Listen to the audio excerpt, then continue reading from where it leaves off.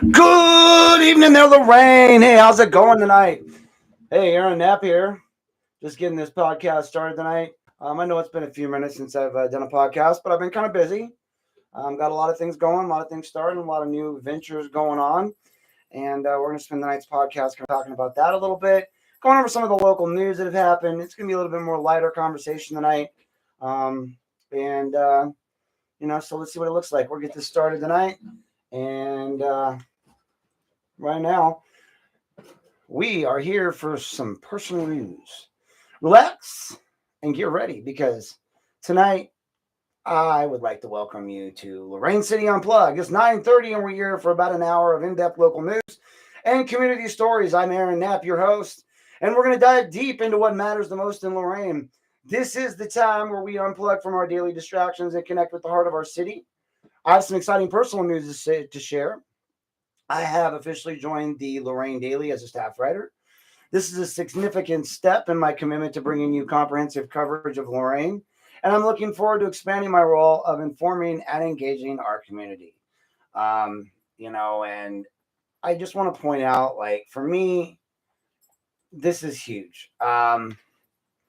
I think that they're doing something great there at the Lorain Daily. I feel like Lorain and Vermilion Daily are really putting a lot out there into the community, and they are really educating us um, and putting out some good news content. I think they're pretty much the future of what news is going to look like here in Lorain, and I'm excited to be part of it. And for those of you community leaders that are out there, when you see me emailing and whatnot, you'll know why. That's why you're getting the email, because I am asking questions in regards to stories that I'm going to be writing for the page, and they plan on expanding. And the sky's the limit with this. For Lorain, for Elyria, for Vermilion, I feel like this is an adequate way, a very efficient way of getting the news out to the people in Lorain City, and in Elyria, and in all the surrounding communities. It's a digital world now, folks. That's where we live in. We live in a digital world, and and you guys are digital girls now. But just know that the Lorain Daily and Vermilion Daily are here, and they have also taken over the Lorain, Ohio community page, as a lot of you know. Now, a major part of my new role in working with the Lorain, Ohio community page will be, I really want to express my gratitude to the Lorain Daily and the Vermilion Daily for, and the Joseph brothers for stepping up, for preserving this valuable, important resource. Based on a lot of the negativity that had been going on there, I know that the page was scheduled for archiving, and Caitlin was going to archive it. And so now we're not just maintaining the page, we're actively working on improving it. So, we want to increase community interaction by posting more local events and local stories. We're going to be asking the community for feedback. What content do you want to see? What topics are important to you? We're refining our moderation policies to create a more positive and respectful environment. Our goal is to make the page a true reflection of Lorain, a place where stories, events, and connections can be shared. Now, the transition is going to take some adjustments. It's going to require a lot of adjustments. And I know that we all will appreciate your patience as we, the Jones brothers, and the other moderators and myself navigate this process. Right now, by other moderators, I just mean me. So I'm doing my best to keep up with all the requests and everything, as are the Jones brothers. But beyond the Jones brothers, it's me. And I'm moderating the whole kit and caboodle, trying not to really post a lot, just trying to stay up with moderating the stuff that you guys report, making sure that the page stays healthy, and making sure that your off the wall posts aren't really breaking through the walls. So we're trying to do it, and I love what they're doing. I love what Eric and Joseph have done. They are true pillars of the community. They are really, really putting it out there, and obviously I have a vested interest, but that's not to say that they're not doing great things in the community. They've been active since, COVID. Like they filled a need for the community during a time when information was scarce. And now they've branched that out into being greater than. And so I just feel like it is going to take some transition time. But let's be honest, guys, that page was kind of a mess. People were just, it was the wild, wild west. I was scared to post there. So I think that the majority of the people on that page would like to see what we're dealing with. And I feel like that's going to be what's going to sell. So, we're going to move forward with the best interest of Lorain at heart and keep doing it. So I want to put out my first couple of stories. We're one on the manhunt that we had this week. So we had the breaking news that the authorities were conducting a search for James Douglas Meadows, and he's a 37-year-old male. He was wanted for parole violations and allegedly assaulting Sheffield Village police officers. Well, this led to a significant manhunt impacting parts of the county, and then earlier there was a shelter-in-place order that was issued in parts of New Russia Township. Now that order was lifted, and basically they were still looking for the guy. Then, later on, they were actually able to capture the guy. He was apprehended. The Lorain County Sheriff's Office has confirmed that he is in custody without any further incident. And this is positive development for our community, right? Testament to the work of our law enforcement, and it's reassuring to know that the situation will resolve peacefully and safely. Now, it was a pretty big deal. Everybody had something to say about it. It was the source of a lot of news stories. It got posted, reposted, posted, reposted. And so I feel like in the grand scheme of things, it was the story of the day for a hot minute. And I'm glad that it was resolved in the way that it was. I'm glad that they got that guy off the streets, that nobody really got, hurt.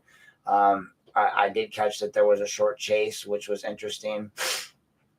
That they didn't really talk about a lot, but it was in the off comments on Channel 5 when they interviewed Hall and Torres. They played the whole video. You could hear them talking about everything. And so I caught that there was that minor chase.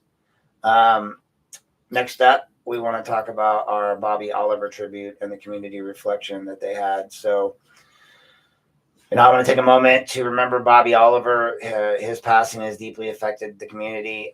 From what I've seen in the comments online and the response to the story, he was 35 years old. He was in a viral video from 2020 where he confronted the racial slurs at the Elyria Circle K that sparked a national conversation about racial injustice.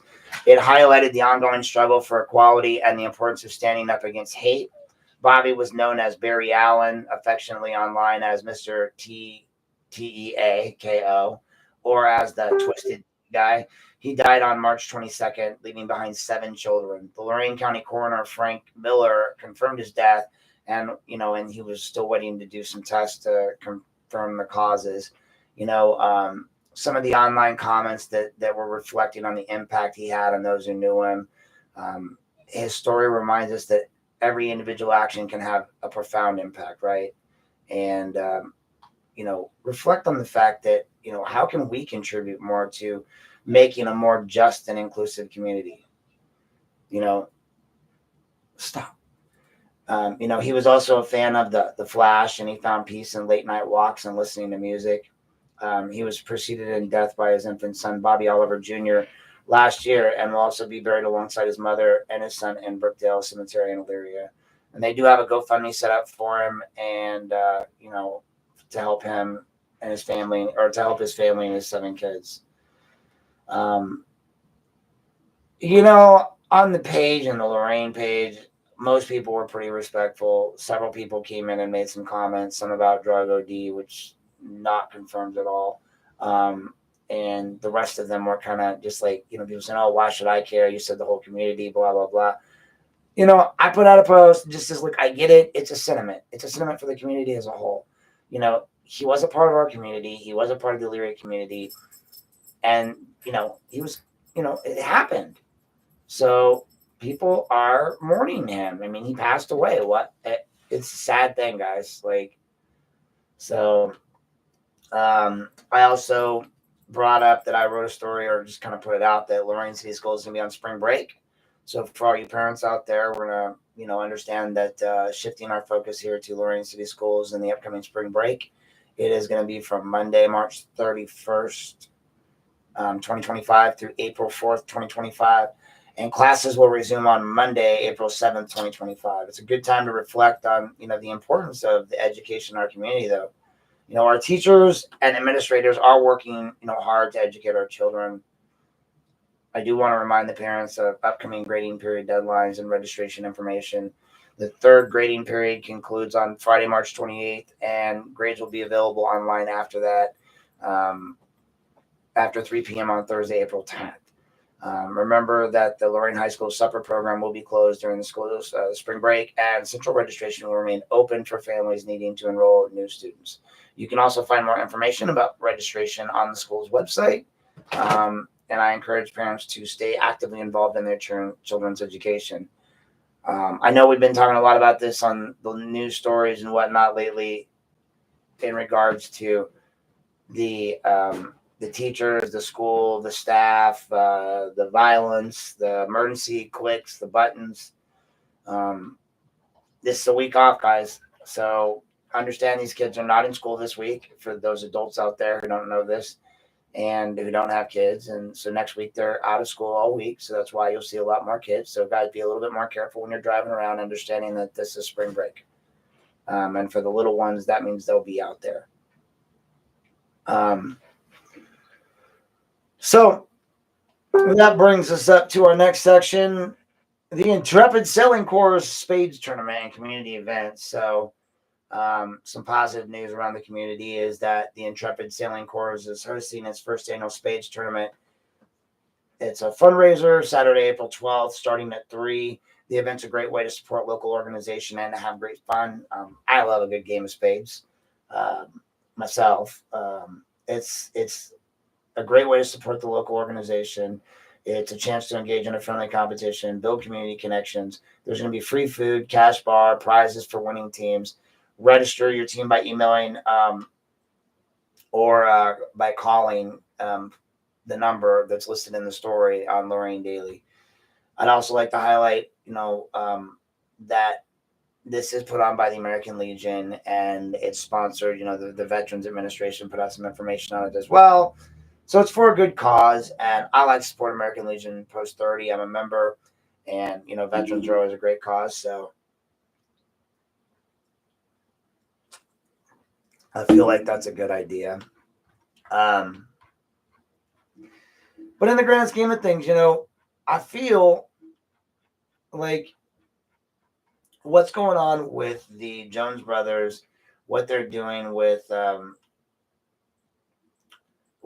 page, with the Lorain Daily page, with the Vermilion Daily page, and now with the Lorain, Ohio community page, what their plans are for a greater, broader version of moving forward with a Lorain media program that allows the people to get the media the way that they want, right? Right now, we live in a society where people want that information like that. That's why you see places like the Chronicle starting to fade into digitalness, because as much as our older generation may not want it to be that way, the days of the paper are gone. Sure, they still exist, but grand scheme, digital's the new world, folks. This is where we're at. So understanding that is a big deal.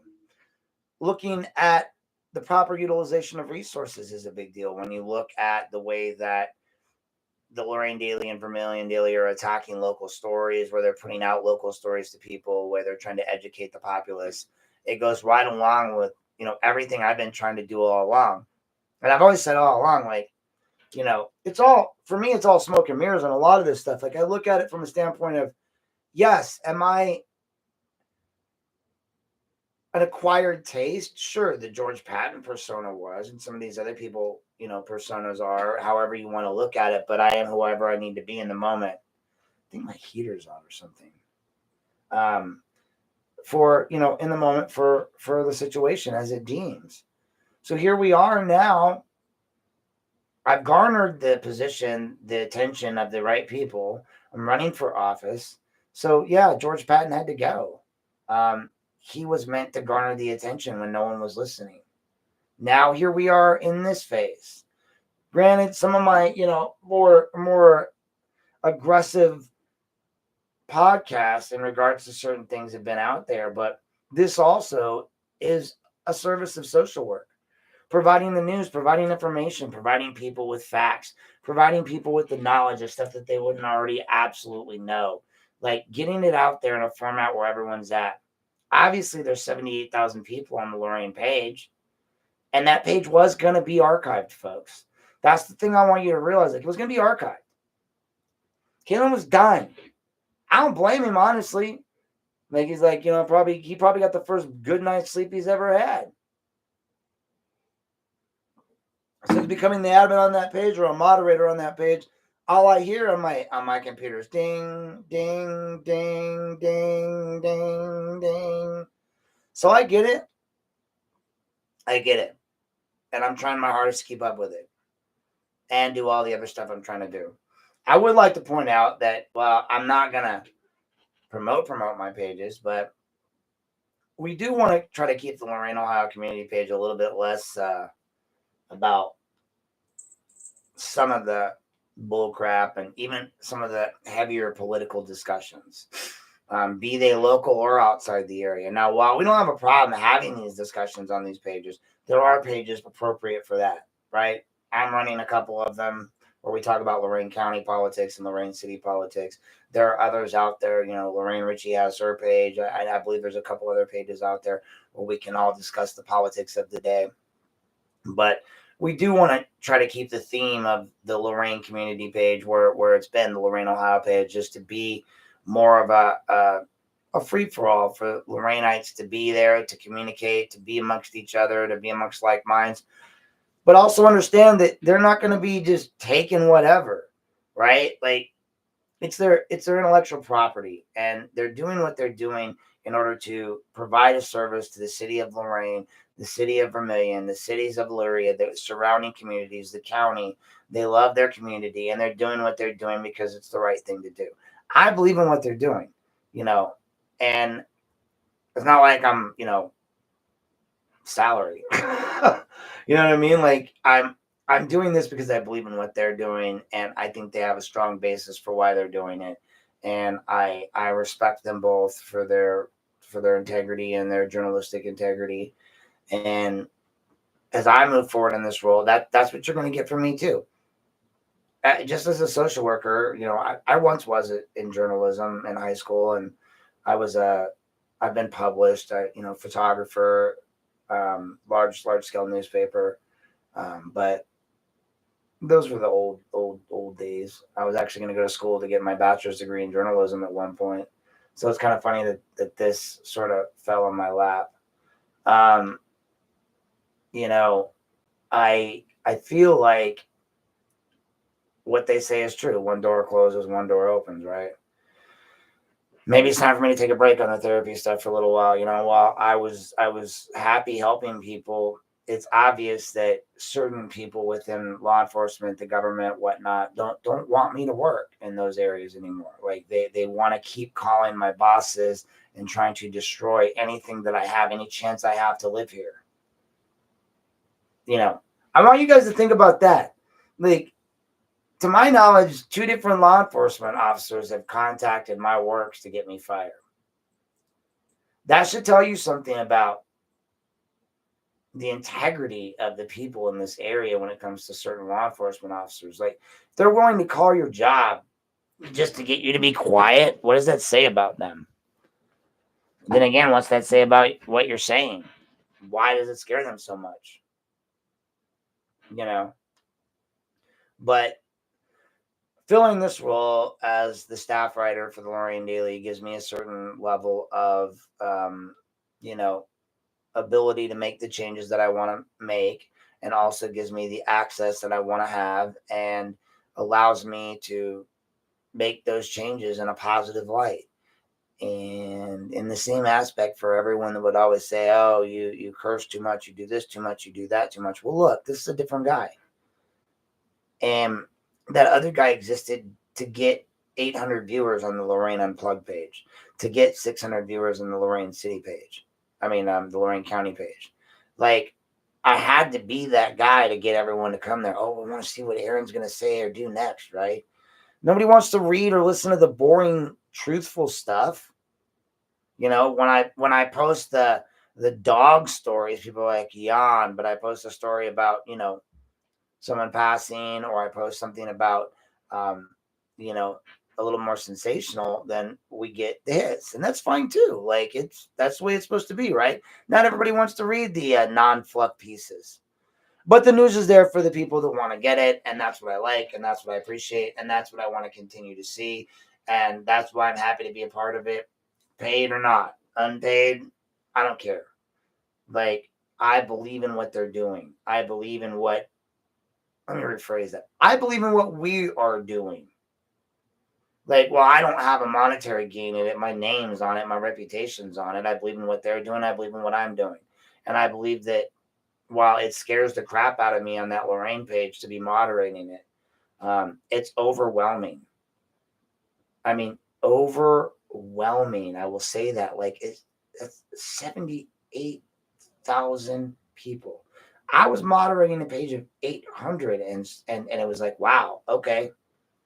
So there's a lot of people on that page to moderate all the comments, to moderate everything coming in. And again, the moderators on my page that I've reached out to already, you're welcome to come over. We need good moderators, and I know a couple of you are on my page that would be great fits over there, just to help with the volume of stuff that goes on in that page. But so I'm going to fill the role, and I do have a background in journalism. You know, I do have this. It's funny. I mean, because I do have this background in journalism. I'm published. I did all this stuff. And so when this opportunity came along, I had already started to write, you know, a couple of stories for them as a contributor. And now this opportunity arose, and they're like, well, you know, we need someone to help us with writing the stories. So I'm pretty much going to pick up the Lorain Elyria beat and write stories for them on that. So when you see me posting on the page and you see me funneling that stuff to the community page, that's why. And I am going to post fluff pieces, and I am going to post stuff on Heap and Pip, and I am going to post like just useful, fluffy stuff. And so feel free to reach out, communicate with me, but I will be posting some hard hitting stuff too. But again, it's not going to be from my personal like perspective. It's got to be balanced. It's got to be who, what, when, where, why. It's got to be news related. Like, this isn't about a vendetta. This isn't about people I like or don't like. Just know that. Like, if I write a story about you and you're someone I like, but you did something stupid and I have to write the story, I'm sorry. But that's the way it is. But I'm also not going to get mad at you and then write a story about you just because. You notice I didn't start off writing stories about James McCann, because I'm not going to make this about Aaron Knapp or what I need or want. It's about the news, and it's about the community engagement, and it's about getting the message out. And for me, that's what it's always been about. I don't have enough emotion attached to it to be mad at anybody, really. Like, I just want what's right, always. And that's all I've ever wanted, is what's right. But again, this came across me, this came across to me at the right time in my life, in their lives. Lorain community page came to them at the right time. And I believe if you look at the page, and again, we're going to look at it. So if I go to the Lorain, Ohio Facebook page, it has 78.1K, right? Like that's unbelievably large amount of people. I would like to think out of 78.1, 78 are going to be okay with what they're doing. 78,000 are going to be like, so what? It became a real true community page. Because we are going to tighten up the rules a little bit. We are going to clean up some of the BS a little bit. And we are going to, do the right thing. And I know you guys all believe that I am, I know what certain people sell and tell about me. Everyone has this idea of who I am. Nobody really knows me. You guys don't really know me. You don't know where I came from. You don't know if a 3-letter agency recruited me right out of Columbus and I worked for 2 whole years here helping them do their investigations. And you don't know if all of these people played right into what they're investigating by terminating me.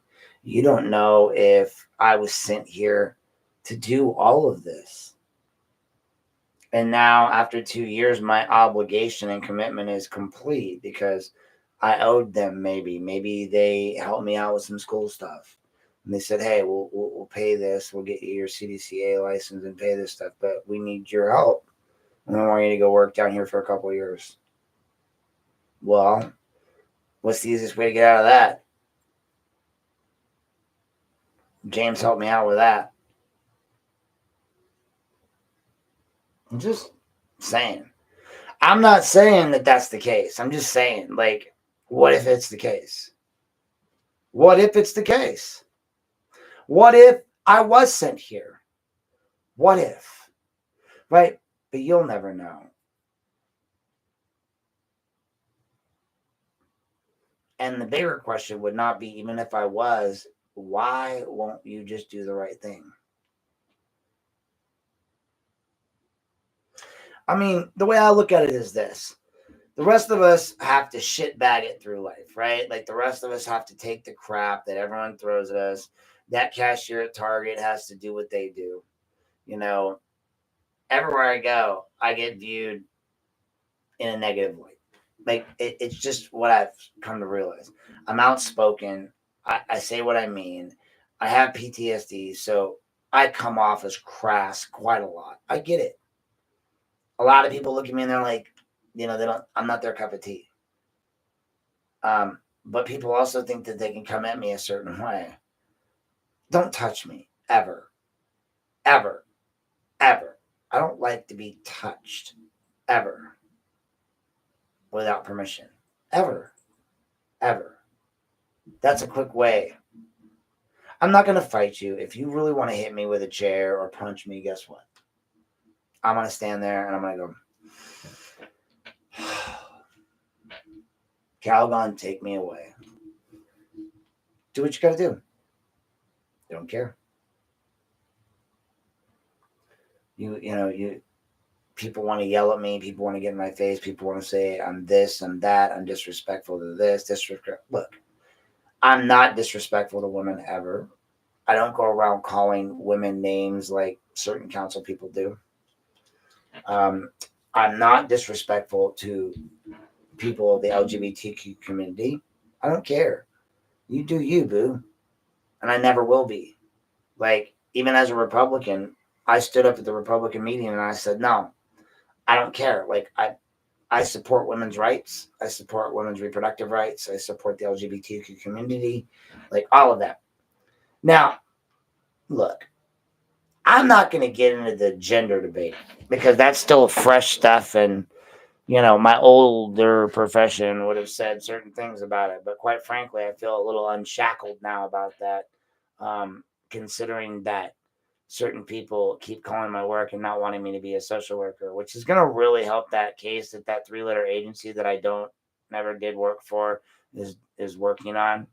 So thank you very much, officers, like especially you, Mr. McCann, but Mr. Bober, like you were an unexpected catch.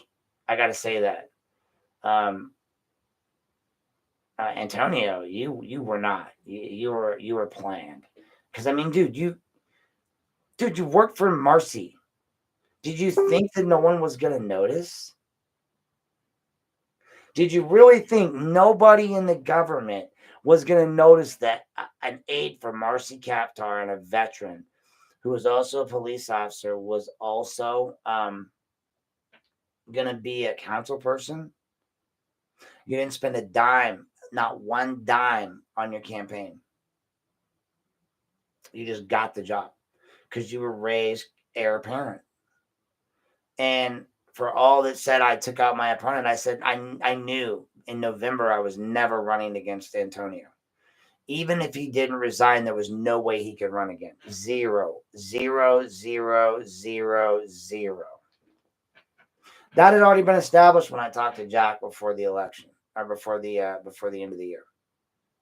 He was going to call him in and he was going to deal with it. But unfortunately, for Jack and me and everyone, this ARPA shit came up, and then we had to vote for. Then I had to go and make a big deal out of it. But I sent them multiple emails. I educated them. They just didn't want to listen. So again, Antonio, like you should have listened.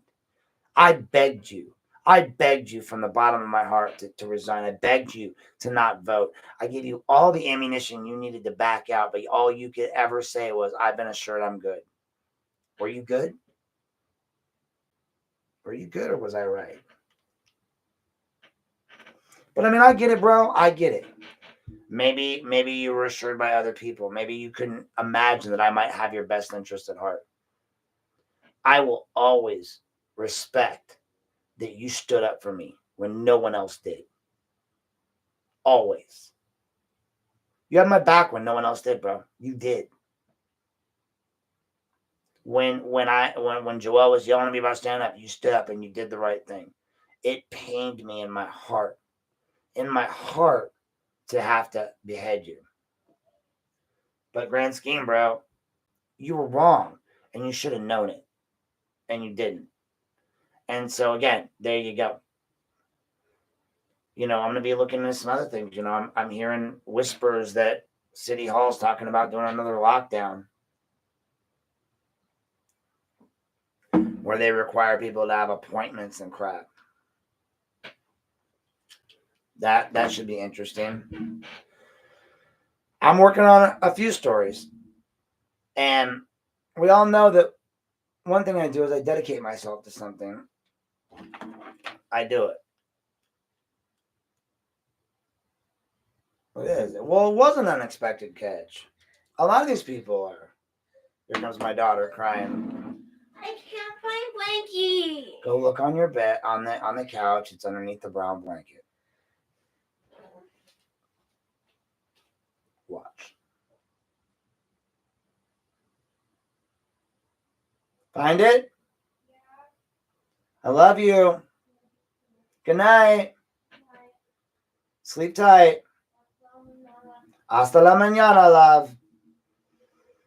But, so, I saw Antonio for what he was. I see Mayor Radek for what he is. I put together some pieces, not through the Daily, but through my own investigatory work. And I'm looking into a lot of the different things going on around here that concern me. A lot more people should be asking questions of how all of these law directors are working for so many different cities and still holding private practice and still representing all of these clients in Lorain that work for the city. And all of this is public record. Guys, just saying.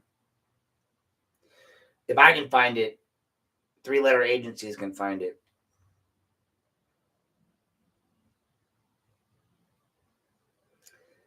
You stole 2 jobs from me, folks.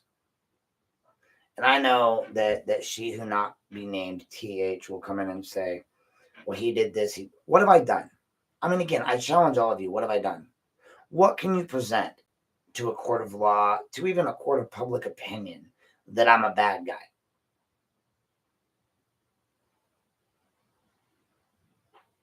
Did I make fun of and call people libtards and say I was blocking suicide hotlines so that they would kill themselves, like a certain police officer, Lieutenant Bober, over in Sheffield Village? Did I do that?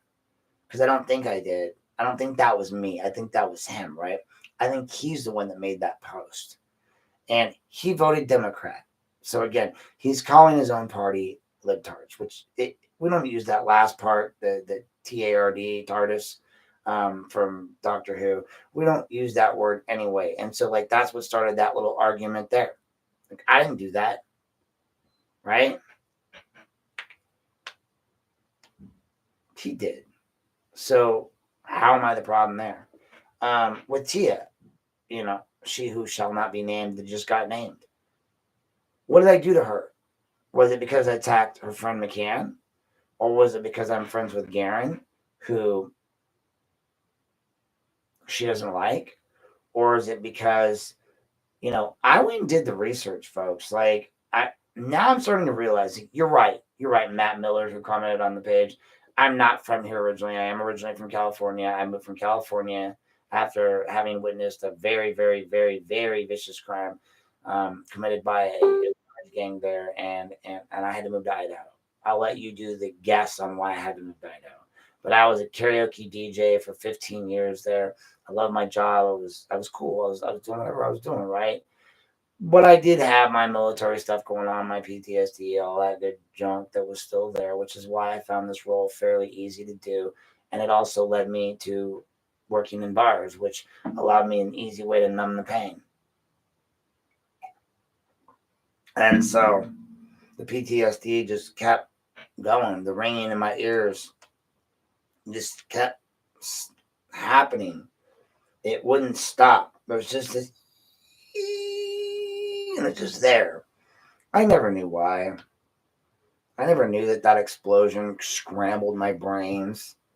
I never understood that I was a different person after that. I never understood why I acted differently, why I saw people differently, why I saw everything, relationships, sex, love, everything I saw through a different lens than anyone else. No one could, I couldn't figure it out.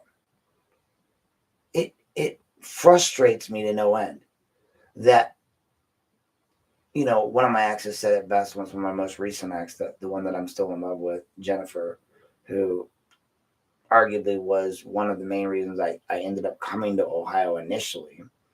Granted, by the time that I was full on finishing OSU and talking to 3-letter agencies, she had already dispatched from the relationship. And I get it. And I know what happened that led us down that path. And as I went through the social work school, I started to really, really understand more about me and why I was the way I was and how my PTSD affected me and all these books I read. And the more I sucked in this knowledge, the better I felt, the stronger I felt, the more emotionally intelligent I felt, the more in tune and in touch with myself I felt. But the problem is still, no matter what, there's this warrior underneath. There's this other guy. See, ding, ding, ding. It's just that page. There's this other guy. This other guy is the guy that was in the Army, the guy that went to basic, the explosion that rocked the brain, the people, the men, the women, the experience, the green camo, the smell of JP8 in the morning, the taste of water from a water buffalo when it's been sitting in there, a water buffalo that probably held diesel at one point. The taste of green eggs out of a mermite, an MRE, when you first learned about MRE heaters, understanding what rock or something means, having a brotherhood, a sisterhood with people that of all ages, colors, everything that I can look at and go, you're my brother, you're my sister, no matter what. Like undeniable connection to individuals who served our country, who I love dearly. And it doesn't matter who they are, and it doesn't matter what they are. And even if they're people in a political arena or another arena that I don't like, I can respect that they did what they did. Just like Antonio. I still salute Antonio for what he's done for our country and for his service to our government. He just crossed a line that he should have never crossed because he listened to Slick Ass Ray and the rest of these people in Lorain who think that they can do what they want because they've been doing it forever. Why wouldn't they think they could keep getting away with it? Richard and I are having this conversation on the Facebook page about my page about First Amendment protected speech and hate speech. And look, Richard, you're funny because I get it. Like you're arguing with the guy that will have the same conversation with you. Is hate speech free speech? Yes. Is cursing free speech? Yes. We have had this discussion. Me and him have been going back and forth about this idea. I don't disagree with you, Richard, okay? I don't. But this is Facebook, okay? Not Sparta. And on Facebook, they get pissy when you say things that they don't like. And so that's what I mean when I rebranded the page Lorain, um, Lorain Uncensored to Unplugged on both of them. It was with intent. Um, I see the vision that Eric is putting out, Eric Jones, when he puts out his page. Um, Out of the two brothers, he's the younger of the two, and he has the view, he has the vision. Me and his brother are we're the hatchet men, right? Like we like to write the stories. We're the hotheads. We're the firebrands. We're the sparks. We're the spark for the fire. But Eric is the right. He sees it. He started talking to me tonight about his vision, right? And somewhere in the midst of it, I was like, right. He goes, yeah, my brother did that right about that point too. And he's not wrong. Like his brother and I are both driven individuals. We're passionate. But when you start talking about monetary gains beyond that which we can comprehend, our brains just shut down. Like if I ever won a case against like one of these lawsuits and asked for an extraordinarily large amount, I live off of a very small amount of money all the time and I'm happy. Like money doesn't matter to me. So like when I won that case at the county, I didn't really care about the money. I cared about the win. Um, and that's the way it's always been for me. Like I want that emotional currency over that physical currency. But that's because I can't fathom it. I can't fathom having a lot of money. And when I do, I spend it. And just ADHD, it's just gone, gone, gone, gone. I can blow through 10 grand like nobody's business on dumb shit all day long. So I don't look at it that way. But he does. And when I saw his view, when I saw what he was doing, and I listened to his words, just like his own brother, he calms me. He's the soothing voice to the lion team or whatever you want to call it. I've heard his words. I've heard his words, my lawyer's words. I've heard everyone's words about, well, if you could just tone it down, if you could just be a little nicer, if you could just curse a little less, if you could just this, if you could just change who you are fundamentally. If, you're a great person. You have smart, you're intelligent, you're funny. If you could just not be you, it would be better.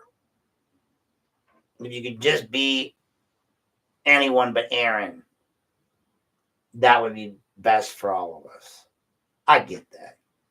That's not what he said, right? That's not what anyone said, but that's what I always assume some people mean. Eric doesn't mean that. He has mine and Joseph's best interest at heart when he comes from a perspective as a younger child, the youngest child of his family, looking up at his big brother who he admires, looking at, people like me who his big brother is also now talking to. And again, you would think me, Eric, and Joseph have known each other for fucking, dang, I almost made the whole video without the F word. You'd think he'd known us for years, right? But no, we are recent acquaintances. Just like Garen. When Garen and I got together, Garen was like, are you Aaron Knapp? He got the Napster.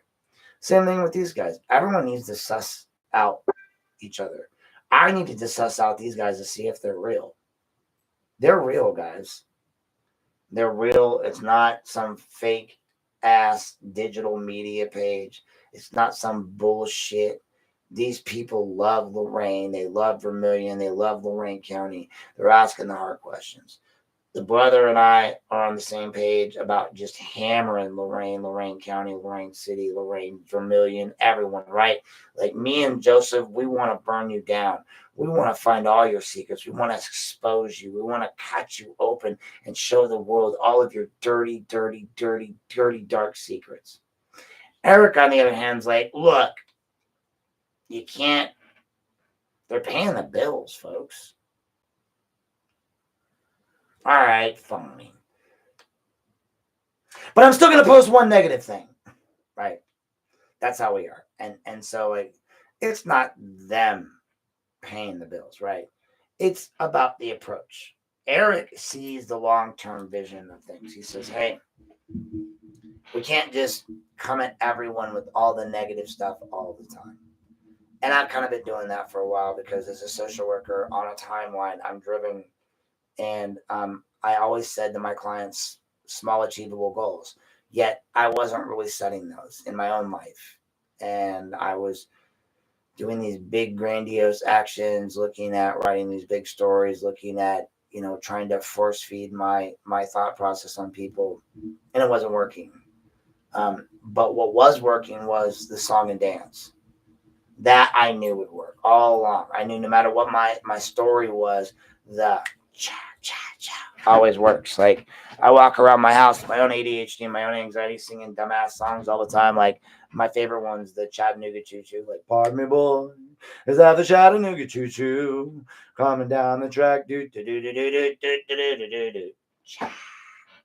But I digress. But I mean, like, these are the things that I need to learn for my own self, how to be more accepting of others, how to be less ego driven when it comes to putting my own ethos on others.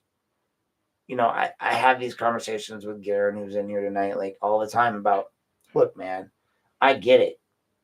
We think, and especially him, because, one long, archaic, like, Garen was around when the dinosaurs were around.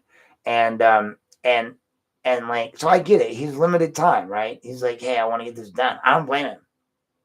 I mean, honestly, if I'd lost one lung and was on my last leg and then suddenly found a new lease on life and suddenly started feeling good again and suddenly started being able to spend time with my wife and enjoying my life, I'd also change that thought. And then comes Lorain City Council. And I was having this conversation again with Eric tonight about this whole thing with Garen, and just saying, I want you guys to acknowledge this. Acknowledge this thought.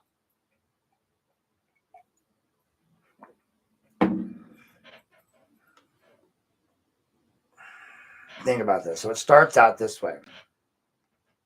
We go all the way back. I've done the research now. Now I have the time and the ADHD medication. And so I'm driven. And I started looking at the ties between Garen and Robert Garces and, wait, I'm probably saying it wrong again.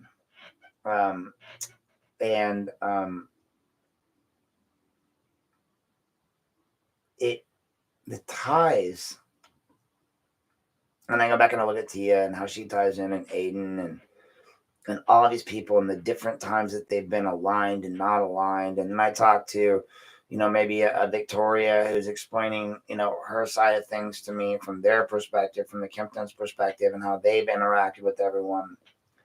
And I am an outsider, right?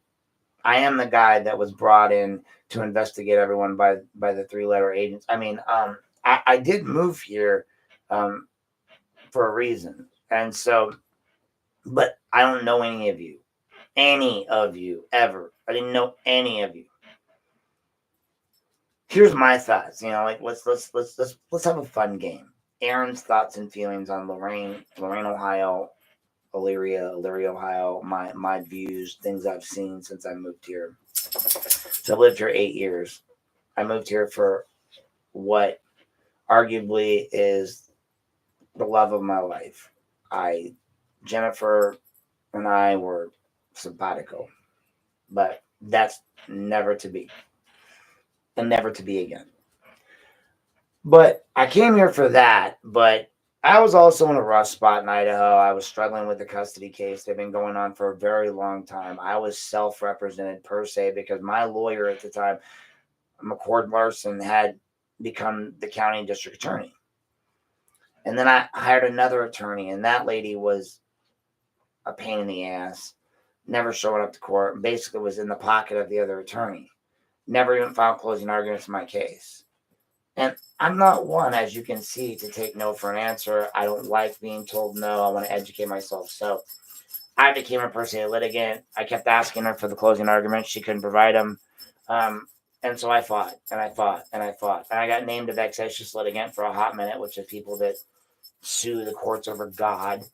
And that was because the other lawyer couldn't beat me, and he tried to, like, go after me that way. It's kind of like James did with my job. So I cut my teeth on that, right? Like, all along I'm reading this lawyer stuff, and all along I'm not realizing how my PTSD has affected my ability to learn. I got out of the military, and I was a fairly smart guy before I went in. I was always intelligent. I scored really high on all the scores, but the trauma, the PTSD, just the ringing in my ears. God, the ringing in my ears. Ugh. The ringing in my ear, really. This one is pretty good. It's this one. The Song of My People. I didn't understand that that's all I heard all the time. I didn't understand going back to my childhood and my childhood trauma, the way things mentally affected me. I didn't understand my drive towards certain things. I didn't understand my ADHD, my PTSD, my TBI. I didn't understand my loss from the military. I didn't understand my gain from the military. I didn't really know. Okay, you know what? I got to take this dog out because she's being weird. I don't know what you need, but fine. Let's go. Go potty.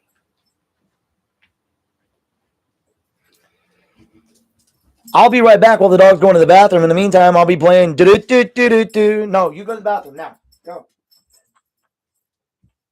Go potty.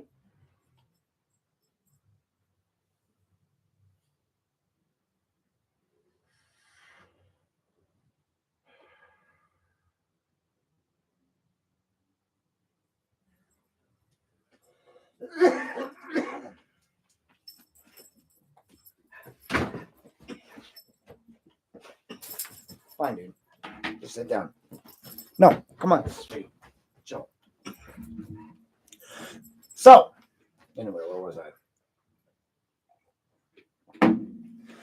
Fighting all these court battles in Idaho, and Mom and I at the time were fighting over my daughter. My daughter, all right, just for the record, guys, you might as well just buckle in. This is about to become quite the story. I was trying to make this just an informative post about news tonight, but if I'm going to do this, I'm going to do it right. So buckle up, buttercups. So we're fighting this battle out, and because we're at the 1 hour mark, and I'm just starting this story, which means you're looking at a longer podcast tonight than expected because I was planning on stopping soon. But,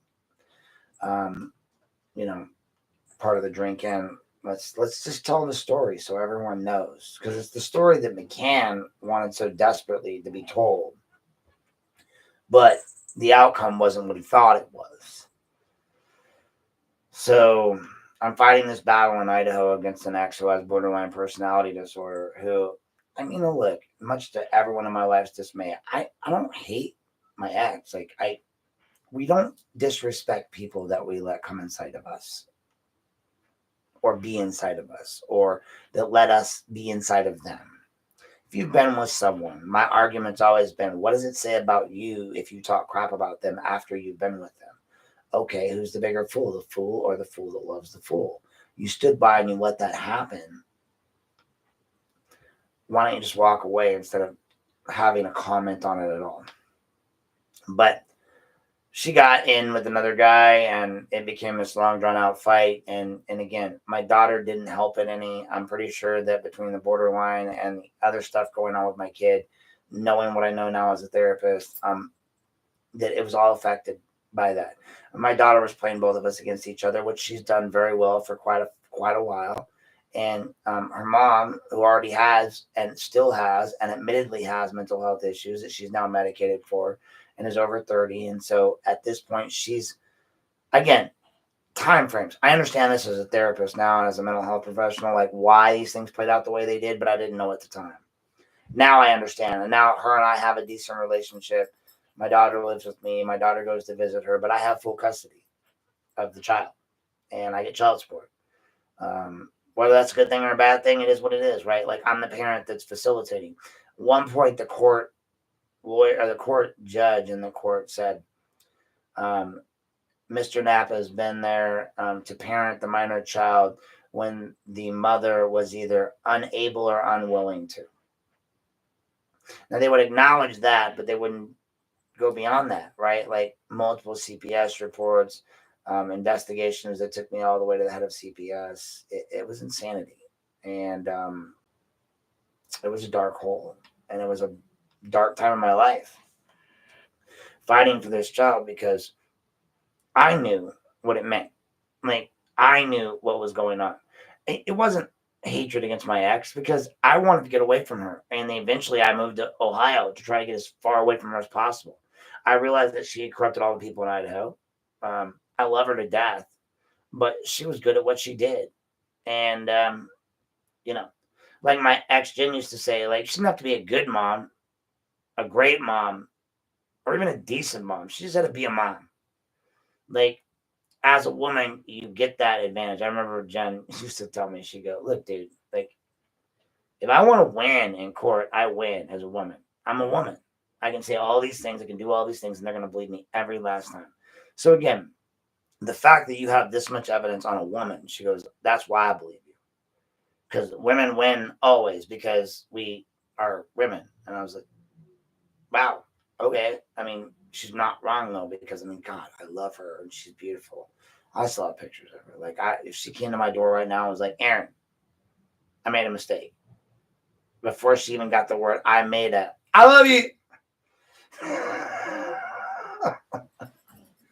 But the bottom line is that relationship's over. She moved on. She's dating somebody else. Like, she's been, I think she dated that guy that got his butt beat by that fire guy, right? Like, she was seeing that guy for a minute. Fire guy that kicked his butt, because I remember when I watched the video, I saw her car there.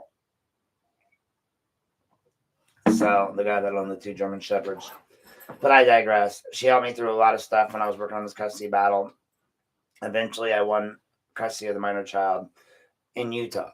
So I kept saying in Idaho, this was where James got this vexatious litigant thing.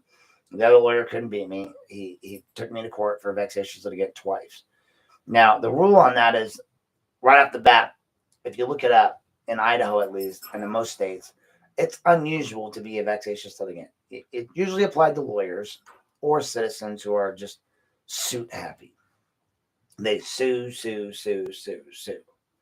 But never usually over a custody battle. But here we are doing this custody battle. I knew they were wrong. All right. All along they were wrong. They held me accountable to a higher standard. So the standard was this. Mom did nothing. Mom didn't go back to school. She has now. Mom's bettered herself, gone back to school, become an educator, love what she's done with her life. If she did this then, she would have won, right? But she didn't. And if she was doing this then, I would have given her the minor child because, again, the minor child was reporting all this crazy crap. But in the grand scheme, I went back to school. I bought a house. I got off disability. I got a job. I did all these things. I got yelled at by the courts. How do you have a house when you make nothing as a veteran on veterans pension? I'm like, well, the VA bill, like I have the veterans pension and I have veterans housing loan, no money down. And they're like, oh, right. Like everything was a fight against me. Like I was the a-hole for all of this. I fought with this lawyer on everything, including child support, and beat him in those conversations. Because again, if you read everything I write and you look at everything I do, you know one thing about me. I'm an obnoxious prick. And I don't like to lose. And I'm going to win. Every time. I always tell the story of how I won the debate in biology class about anti-vax versus vax. And I'm very vaccine pro-vaccine, right? I even have the COVID vaccine. I don't care, right? The Army, everyone injected me with everything along the way. There's no way I'm dying. I'm not that lucky. So they don't want to kill you because you're a tax draw. So I don't believe that, when we start fighting vaccines, it's a problem, especially when measles starts breaking out. So I'm pro-vaccine. But they asked us that beforehand, and I'm honest. Yes. What do you think about vaccines? Yes. Oh, my kid's been vaccinated with everything, right? Like, yes. That's how we don't have dead people. That's how we don't get measles or smallpox or, I don't know, diphtheria. Those shots you get when you're a kid on the records that no one wants but has to get. That's why old people have those circles on their arms. Well, I think it's on that arm over there. From smallpox vaccine. That's why we don't have smallpox. That's why we don't have black fever, the Black Death. Come on, folks. Like, yeah, that's short of a memory. Spanish fever, Spanish influenza, Spanish flu. Wrecked everyone just like COVID. It's not new shit, people. But anyway, we got this whole vaccine thing, and I won that debate because they asked me to debate the non-vaccine side, right? And I just said, how many people have been killed by vaccines versus how many have been saved? Now, they didn't expect that argument. They thought they were going to roll in there with the vaccine side and be like, well, vaccines are amazing, right? People live, they've been saved. Okay. They didn't get the numbers. How many have been saved? Well, it's estimate. No, not an estimate how many have been saved. Well, we don't have the exact number. Okay. I can tell you exactly how many people have died. Oh. And so I went off that point. How many people have vaccines killed? And I used American law of, well, innocent versus guilty versus innocent. We don't want to put guilty people behind bars. So, okay, so those 1,200 people that died, then screw them, right? Well, see, and that's where logically, yeah, screw them. Yes, greater good. But I won the argument. I won the debate. That's why, like, if you want me to win the debate, I'll win the debate. If you want to be right, be right. If you want to do what's right, though, it's not about winning the debate or the argument. It's not about any of that. It's just about doing it. So moving forward, that's all I've done this whole process. So I in the custody battle and in the fight, my daughter kept telling me that things were happening, and I believed her. That was it. To this day, I still tell her all the time, you get me in more trouble because I believe you. And you're a liar. And I love you. Because you're my daughter, but you're a liar. You know, I know a kid's lying, their mouth's open. And they're speaking. It's in their nature. Kids haven't developed the logic center yet, so they don't have the ability to understand truth, consequences, actions, all that stuff, right? So all they know is emotional, what's best for me right now. If I can get away with this and you'll believe me, I'll lie right to your face. My daughter lies right to my face, looks me right in the eye and lies to me. I go, you know, I know you're lying, right? Like, if I'm asking the question, I already know the answer. And she knows that. She'll say things like, well, if I tell you the truth, will you, like, give me less punishment? Sweetie, what's less punishment? What's that look like? I don't spank you. I'm a social worker. I don't, I may yell occasionally and say, things that I probably shouldn't because from a social work point of view, because I'm a dad and I'm ex-military and I look at you from a dad role, and for people say to me, hey, do this, do that, do this, do that. Hey, I get it. Kids need a dad. I'm not her therapist. I'm not her friend. And I think part of the big problem here is in our society, even with the schools, when we talk about lately, is kids need parents. And as parents, we failed their kids. Gen X, we started it because our parents were douche nozzles to us. I was a latchkey kid. I look at my daughter now and I'm like, I'm worried about where she's going at 14 to the library down the street, tracking it and stand on top of her. And I think back to like 9-year-old me riding my bike 8 miles to school. Like, I remember being in 3rd grade, being a latchkey kid. Like, okay. And so then when we became parents to those kids, that's what we did. Now, those kids are now raising kids, but that's the millennials, right? The millennials were our kids. Now, I'm old and I had a kid.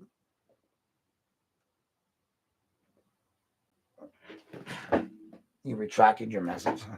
I'm old and I had a kid and at a later date. So I have a younger kid at an older age, which kind of makes things different. So for me, I'm in this weird position where, my kid tonight called me grandpa. And I get it, right? I could be her grandpa. Her friends' moms are 29, 30. I'm 51. Her mom's 14 years younger than me. It is what it is, right? But in the grand scheme of things, I love her. She's my kid, and that's the way it is. So my dynamic is different than anyone else's. So here we sit on the precipice of all of this. No, come on, sweetie. I'm not done yet. Lay down. All right. No, Luna. Lay down. It's not time. I know you think I'm stressed, but I'm not. Lay down. Jill. Jill. Bad Mo. Sorry. I train my service dog in Italian. So, fast forward, I get this. I start talking to Jan. I end up in Ohio because she says, "What are you going to do to come get me?" Because we had this amazing Vegas trip, and I went, and it was fun. And I fell in love with her head over heels, and I still, to this day, again, stop.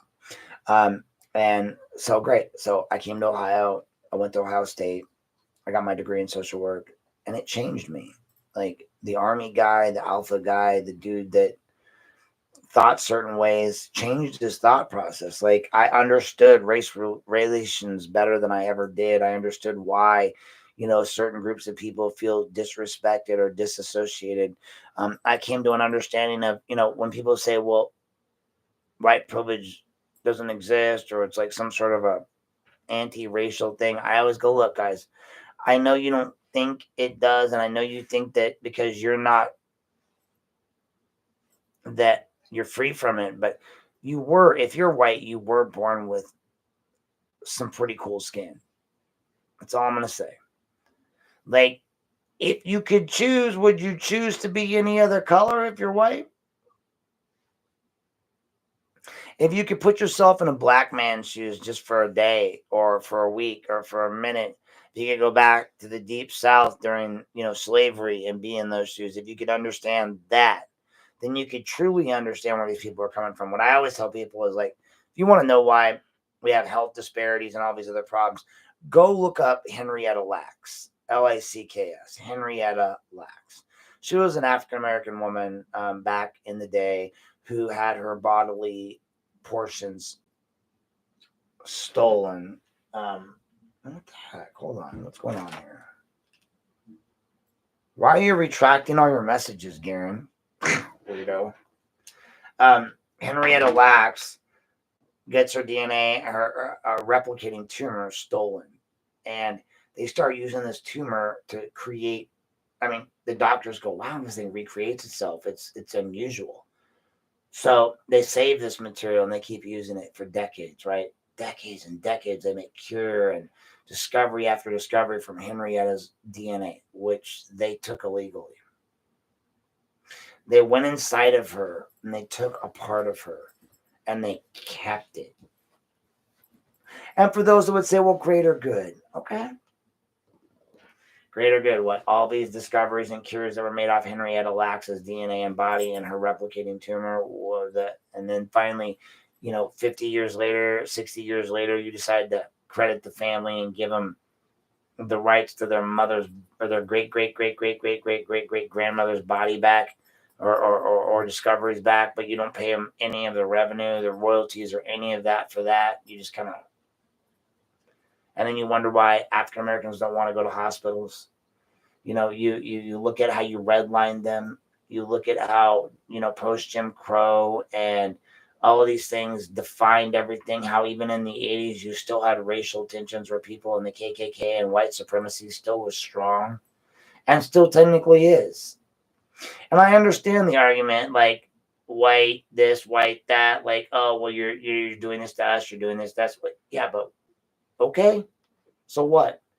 We did it to them for so damn long. What do you want me to do? So I saw it, and I look like this. So at the social work school, I was a guy, a white guy, a military guy. Like everyone, ew, you're what's wrong with us.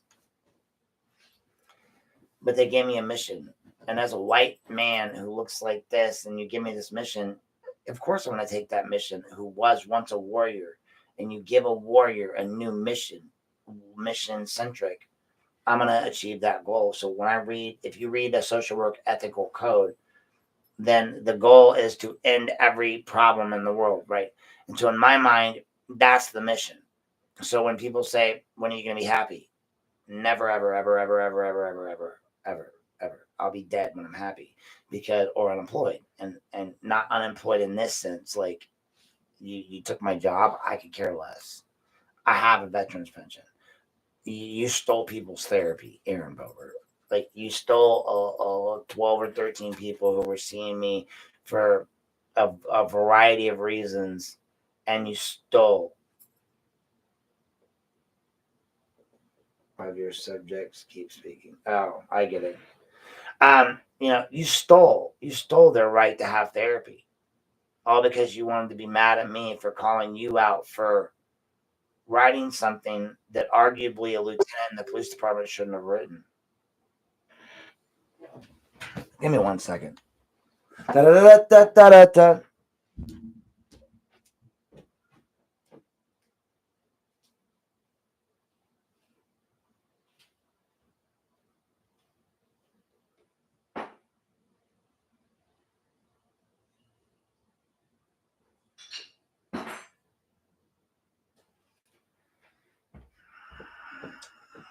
All right. But that's okay because Mike asked me to take it down and I did. And then later on down the road, you, Tia, Aiden, and everyone got together. And you did what you did. You called my boss on the 1 year anniversary of my employment at that place. And you gave her an opportunity to not extend my contract past the year. And Aiden wrote, well, this was 3 weeks ago. Yeah, I get it, bro. It was. He said, if he just got fired, it was 3 weeks ago. You're right, Aiden. I never went to the office that much. I was here doing therapy here through this computer that I bought to do that. And then I started looking at all the expenses I was spending. I was spending $382 on private practice insurance. I was spending, X number of dollars on my private practice advertisement. I was doing all that. I bought the laptop. I'm spending all this money just to help people. So in the grand scheme of things, not really making a whole lot of money. Yeah, I'm getting half what my boss was getting, which was $60 an hour, but I'm paying all that extra money out in expenses. And so that's why a lot of people work for these nonprofits. Well, I work for a nonprofit. So the first one was Applewood. I'm working at the county, doing the right thing. But again, they come to me and they say, Aaron, we see this. But that's what the code says. But I get that it's not ethical. I get that they're breaking the law. I get they're not supposed to do that. I get that they suck. But, we want to keep our jobs. And Aaron said, well, at school, they said, again, I graduated in 2018 or 2022, right? 22. And so in school, they said this, and they go, yeah, I know. They did say that. And you are right. The ethical code does say that. And you're right. They can't just fire you for that, but they can refuse to work with you. Now, I want you to imagine, brand new social worker, veteran, military guy, you literally, you broke me in the midst of this schooling. I bought into everything you were selling, right? All of it. And then you put me in a job, and in the first year, you give me an opportunity to challenge me in a catharsis question where they're like, if you're at a job and you see something unethical, what do you do, right? And they ask you these questions, and the question always inevitably turns to, you do this, you do the right thing, right? And it's some bullshit. I'll be honest. Do most people do it? No. Most social workers are young females, 19, 20, 21, 22, 23. No real life experience when they start out. And then as I start my job, I remember going through and again, I don't care now because I'm not doing therapy right now and not working for nonprofits. But I start out my job at Applewood and they're excited to get me. I get interviewed and they're like, wait, you have your LSW, right? Wait, right there. Wait. Yeah, right there. And I also have my CDCA. I was applying for them both at the time. And I already passed the test. And they go, well, I know you're applying for this case management job, but Michelle says, hey, you got that. You could do therapy. Interesting, right? So if I'm going to do that, I have to understand that. Now, you have to understand in a bachelor's school at social work, they let social workers do therapy, but I don't believe most bachelor level social workers are actually given the amount of information required to become fluent in therapeutic interventions. They require you to take a ton. That's why I took 90 hours of my 30 hours required of continuing education in my first year. And I've continued that heat every year. Like, you're only required 30 hours every 2 years. I get 90 a year because I need to understand this.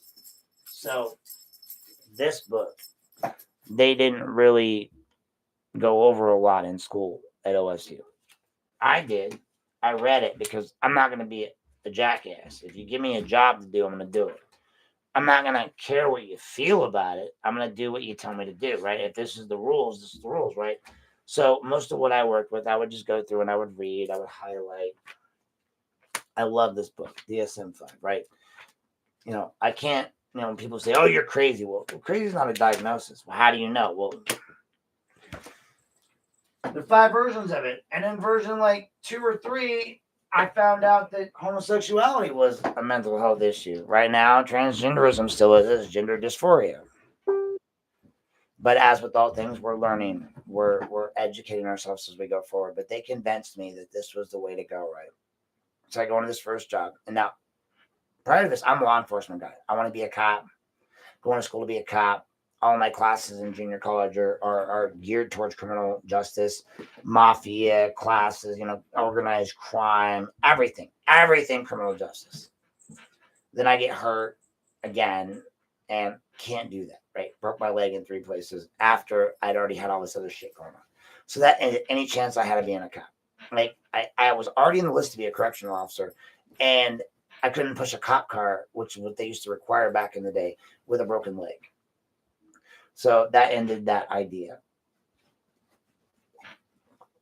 All my friends were cops. Everyone I knew was a cop. I worked side by side with cops as a loss prevention agent. I went to parties with cops. I moved to San Jose. I witnessed a crime. The DA told me that if I helped testify, that it would just go away, which I knew was a lie. It's the second largest gang in California. I was going to die. And I knew it.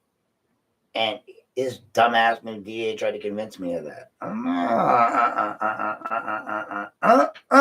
Not doing it. So I moved to Idaho. And then I started the new schooling. Because I couldn't be a DJ anymore. I tried in Idaho. 5,000 people in this podunk-ass town. And there was already one karaoke DJ. And I sold my whole system to that guy before I left. But before that, I was in San Jose, California, the biggest city in the world when it comes to DJ entertainment. We was popping off. Like, I was making $300 a show or more.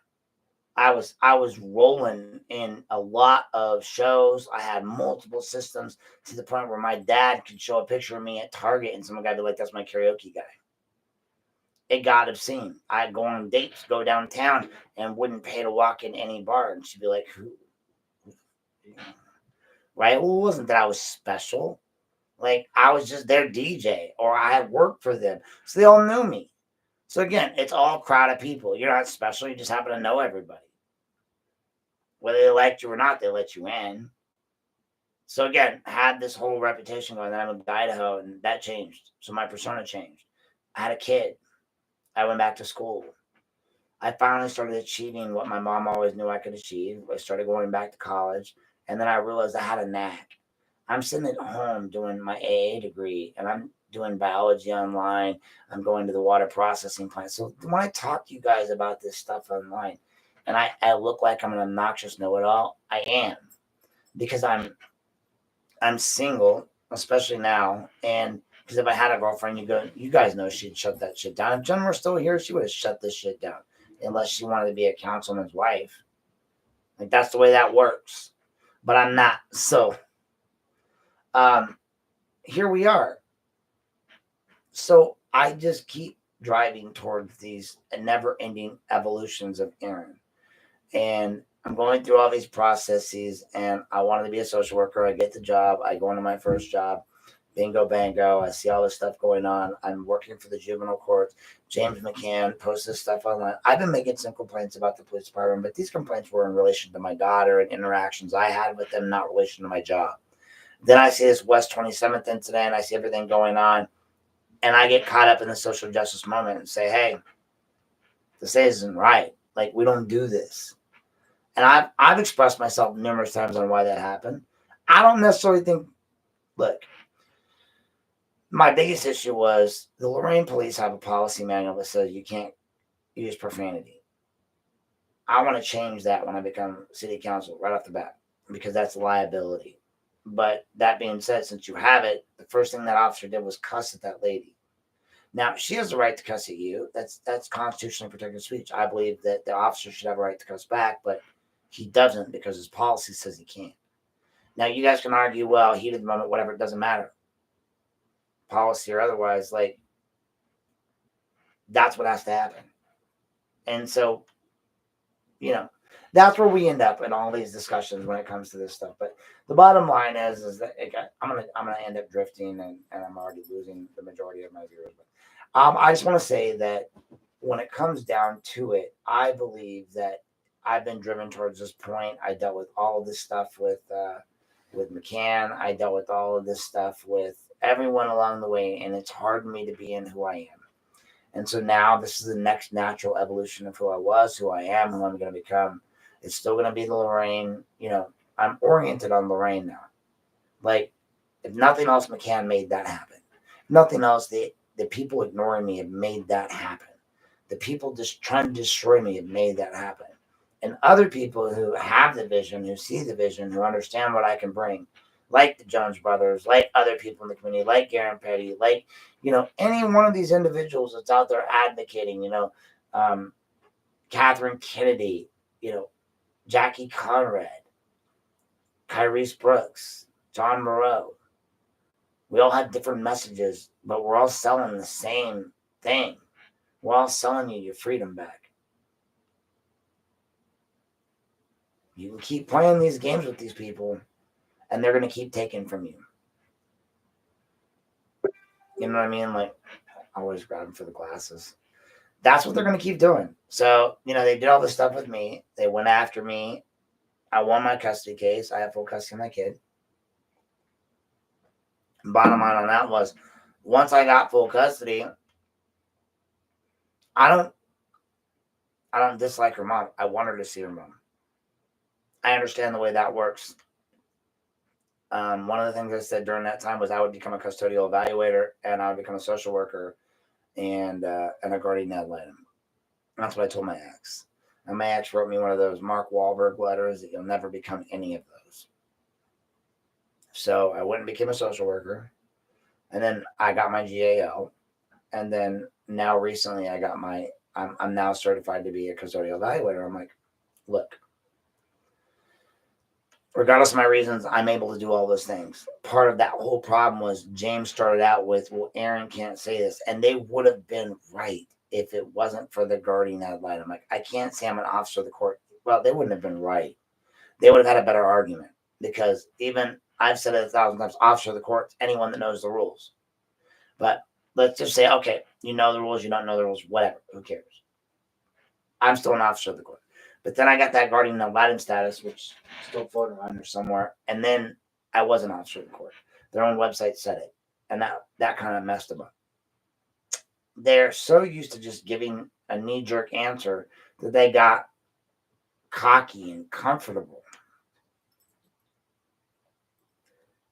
And that's not what you do with me. I will chew you up and spit you out. So here we are.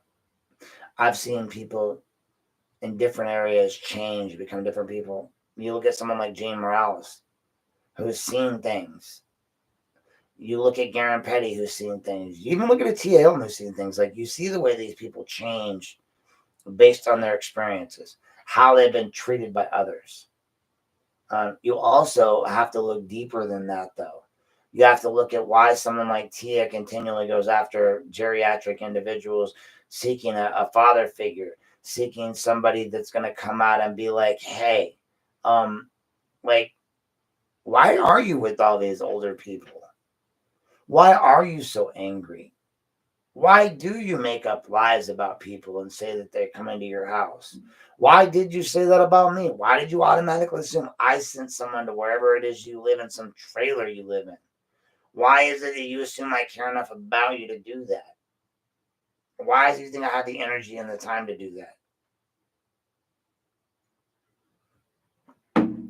I have a life. I have things to do. I may not have a girlfriend. I may not be out there doing all that, but I have a child that I take care of. I have a school that I have to deal with, my daughter's school. I had to work. I don't now. Thanks. Because honestly, like, I'm nothing but loyal. I'll keep working. I'll keep working. Jen said that you're loyal. You're loyal. It's not that you love me. You're loyal. Now, baby doll, I loved you so much. More than life itself. To the point where I would take you back now. To the point where I still have your pictures. To the point where I still imagine one day you'll show back up in my life and be like, I was wrong. So, no. I am loyal. And I do love you.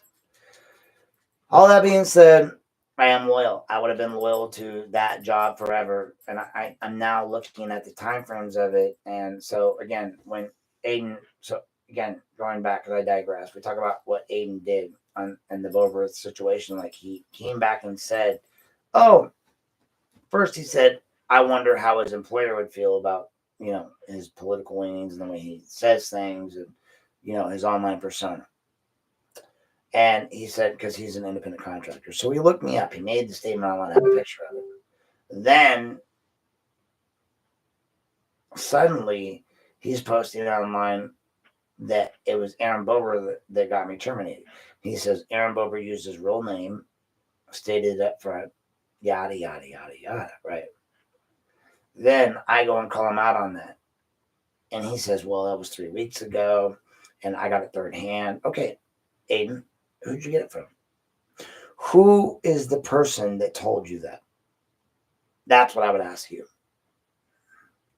You give me the name of the person that told you that Aaron Bober said that and used his own name, then we can talk. Otherwise, I believe that Aaron Bober told you that. Aaron Bober was the one that called. And yeah, did Phyllis tell me who called? I don't know. Did she? I don't know. She throw you under the bus, Aaron, or didn't she? Did she say it was maybe she didn't throw your name under the bus. Maybe she just said I got a call from a cop in another city. Maybe that's what she said. Maybe she gave me insinuations, but I know what Aiden said clearly online. And then I know that Lorain, Richie, and others allowed it to continue to be perforated out in the public eye. And then Aiden continued to say it. And then suddenly Aaron Bober got mad, came over and started talking about it. And then they were apologizing. They were moving in. Aiden was like, oh, I heard it from a third person. Well, why didn't you say that to begin with, Aiden? Because we all know. Like, you guys can, I'm not stupid. Aaron, I know you called. Like, my boss is going to listen to Aiden Fogel or Tia Hilton. It has to be you. You had to be the one that called. And again, if Jack Hall and Mr. Nietzsche will do their jobs, they'll go and investigate. Oh, it's a civil matter. No, it's not. It wasn't a civil matter when he was doing it to you. When he was posting pictures of a dog pissing on a Jack Hall sheriff sign. When he was writing comments online about Jack Hall. And again, let's get into that. James McCann again in pictures with No to More shirts. Like, I don't support Dave Moore, right? We all know that. I'm not a Moore guy. But I'm also not about our local law enforcement putting on a No More shirt. James, you're a Democrat and you're a police officer. You cannot diss David Moore in public, ever. You can't put on No More shirts. You can't go online and allow your political representations to come out. You need to leave Dave Moore alone. Regardless of whether he's right or wrong in any way, shape, or form, you as a police chief have no ability to criticize him in the way that you do. And that shirt's a prime example of it. Like, this is where I come out. Like, I'm not a Dave Moore fan. I am a Republican, but I don't believe that every Republican or every Democrat represents every Republican or every Democrat. So get your shit together. But that being said, like, all this stuff's in the beginning. I get it now. I really do. I just get it. I get it more than I ever did. the way they've come after my job, the way that they thought when they said, well, Jack's going to give you a job. No, he's not. And for the record, he won't give me a job. I asked for one. I'm gonna throw that out there. So when they got me fired from this job, I interviewed with part-time position with the jail for the job that they're doing, interviewing or basically doing groups for inmates for drug and alcohol counseling. I interviewed with a particular agency. I'm not going to say who because they've done nothing wrong, but I interviewed with that agency who handles that. And they did ask, what did Jack say? And I messaged Jack and I haven't heard back from him. So without his approval, I'm not going to get the job. I'm not going to go get the job. I'm not going to apply. Well, I applied for it, but I'm not going to move forward with it because he didn't say yes. So if he didn't say I'm okay with you contracting through this agency to help inmates, then I'm not going to do it, which means I know where I stand now, and I'm not going to do it, and I'm not going to be a therapist anymore. Let that sink in. Congrats, guys. I don't have to. I don't have to help anybody. I don't have to do anything. I don't have to share my knowledge with you. I don't have to be your therapist. I don't have to go do anything. I can let that license lapse if I want, or I can keep it going forever and never use it. But it doesn't mean I won't get a job everywhere I need to go. It doesn't mean that I can't continue to get a job with that license. It doesn't mean that if I want to go get a job right now with that license, I could. And it doesn't mean I can't use that license and that last little bit behind my name to continue to go to the government and say, you guys are breaking the law. And the ethical code of social workers is all that matters to me. I like that license, but that license relies on that ethical code that they drilled into my head at OSU. And so again, if the ethical code says this, and when they asked me at the ethics commission, why do you think it's your job to do this? Well, this is why. They made it my job. And as a warrior, you give a warrior a task and he accomplishes it.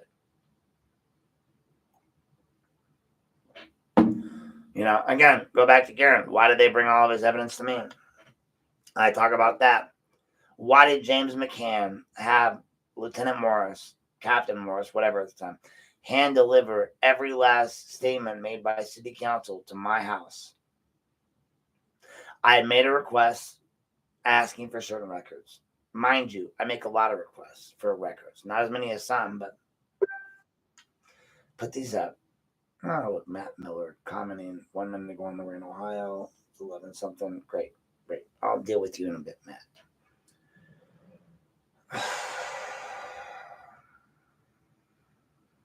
Damn it, distracted. Where was I, Garen?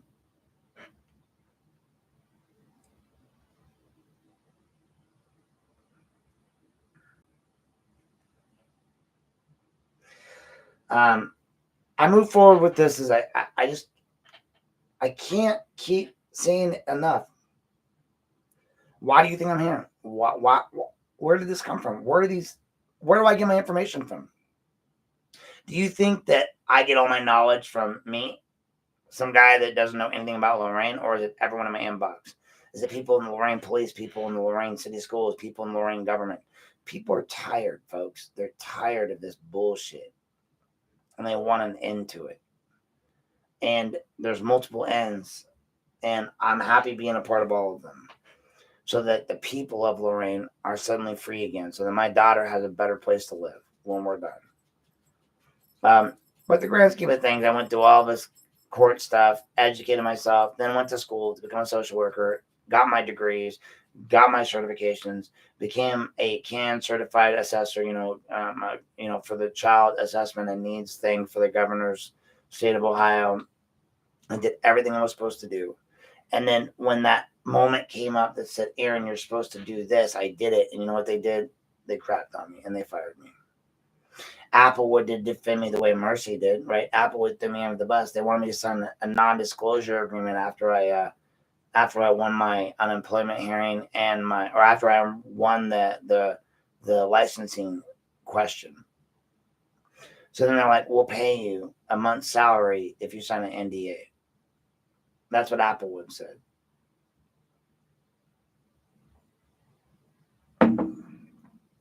The same people that are therapists for your kids at the courts. They wanted to pay me to shut up. They said, we'll give you a month's salary, 1,000 some change or whatever it was. No, maybe it was 3,000 alphabets will hire you. Well, they already did once. And so here we are. They did what they did. And I challenged them to. I'm unloading my office at Crossroads, and Michelle, my boss, who I love, Michelle Sims, my boss at the time, was crying. I think she was crying because she knew she was never going to fill that role with somebody that was going to do it like I did it. And she said, I'm just sorry this happened. I was like, well, we knew this could be a possibility. I told you what kind of social worker I am and who I am. And I think I proved it. And she goes, you did. God help the person you turned that brain of yours against, which I've heard a lot. But again, I've never been against Lorain police. I'm against corruption. I've never been against specifically James McCann. I'm against assholery in public positions. And again, yeah, the investigation reports. I have all those. I have everything. I have everything you could ever want. I have more than enough evidence to bring all of them down. And in fact, it will bring all of them down. I'm sorry, I'm not really supposed to talk about that yet, but they don't have me under a...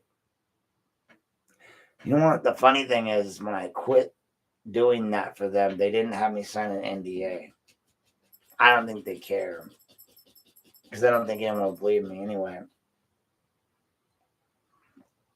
until they charge. But quite frankly, I was shocked when they came to me.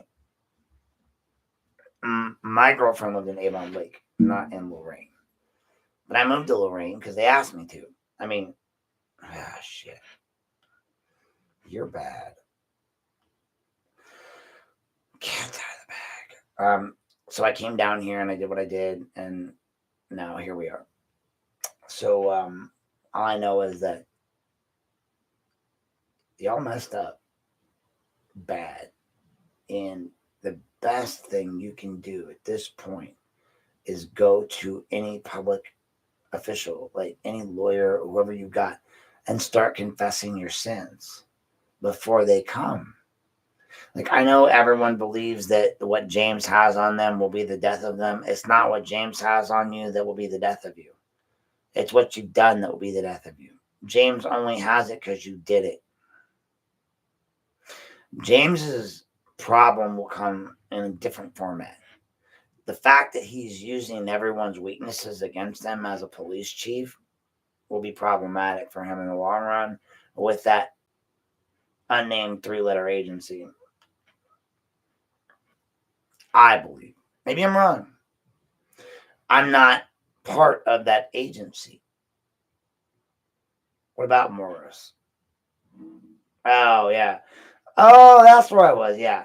So they come in with these investigation reports, and I was telling Eric tonight, I was like, do you know the story there? He goes, well, what is the story? Like, well, the story is this. Let's just tell the whole story. And it was kind of funny because he goes, did you get Garen arrested? Yeah. Listen to me, as Garen always says. Garen calls me up at one point during this process, says, are you Aaron Knapp? You got the Napster. So we start discussing, and then he introduces me to Bob. I'm not under a gag order. I'm not a party to the matter. They can kiss my ass. Your lawyer's under a gag order, and you're under a gag order. And maybe the other people that are party to the matter are under a gag order. I've never been sent a gag order. And so I would argue you can't shut me up. And I'll gladly take a hit if they want to hit me with it. Judge Kimler, hit me with your gag order, Mr. I have ex parte communication, and speak with the witness that first the prosecution subpoenaed, even though he was a witness for the defense. that you had to announce in court that was you did ex parte communicate with, thereby giving you the immediate option to appeal. Yeah, I don't care. I don't need to lawyer up. I have a lawyer. Same lawyer that told me that there was a fucking gag order and I'm not part of it. And I'm not part of it. You can't put a gag order on a witness, Karen. That's the thing that these jackasses don't get. They can gag you. They can gag a party to the matter. I'm not a party to the matter, as I pointed out 1,000 friggin' times. But anyway, back to more. So this happens. I send Garen down there because I hear Robert saying, well, actually, it wasn't even Robert that was saying. Garen kept saying, he just wants me to get arrested. Right, Garen? That's what you kept saying?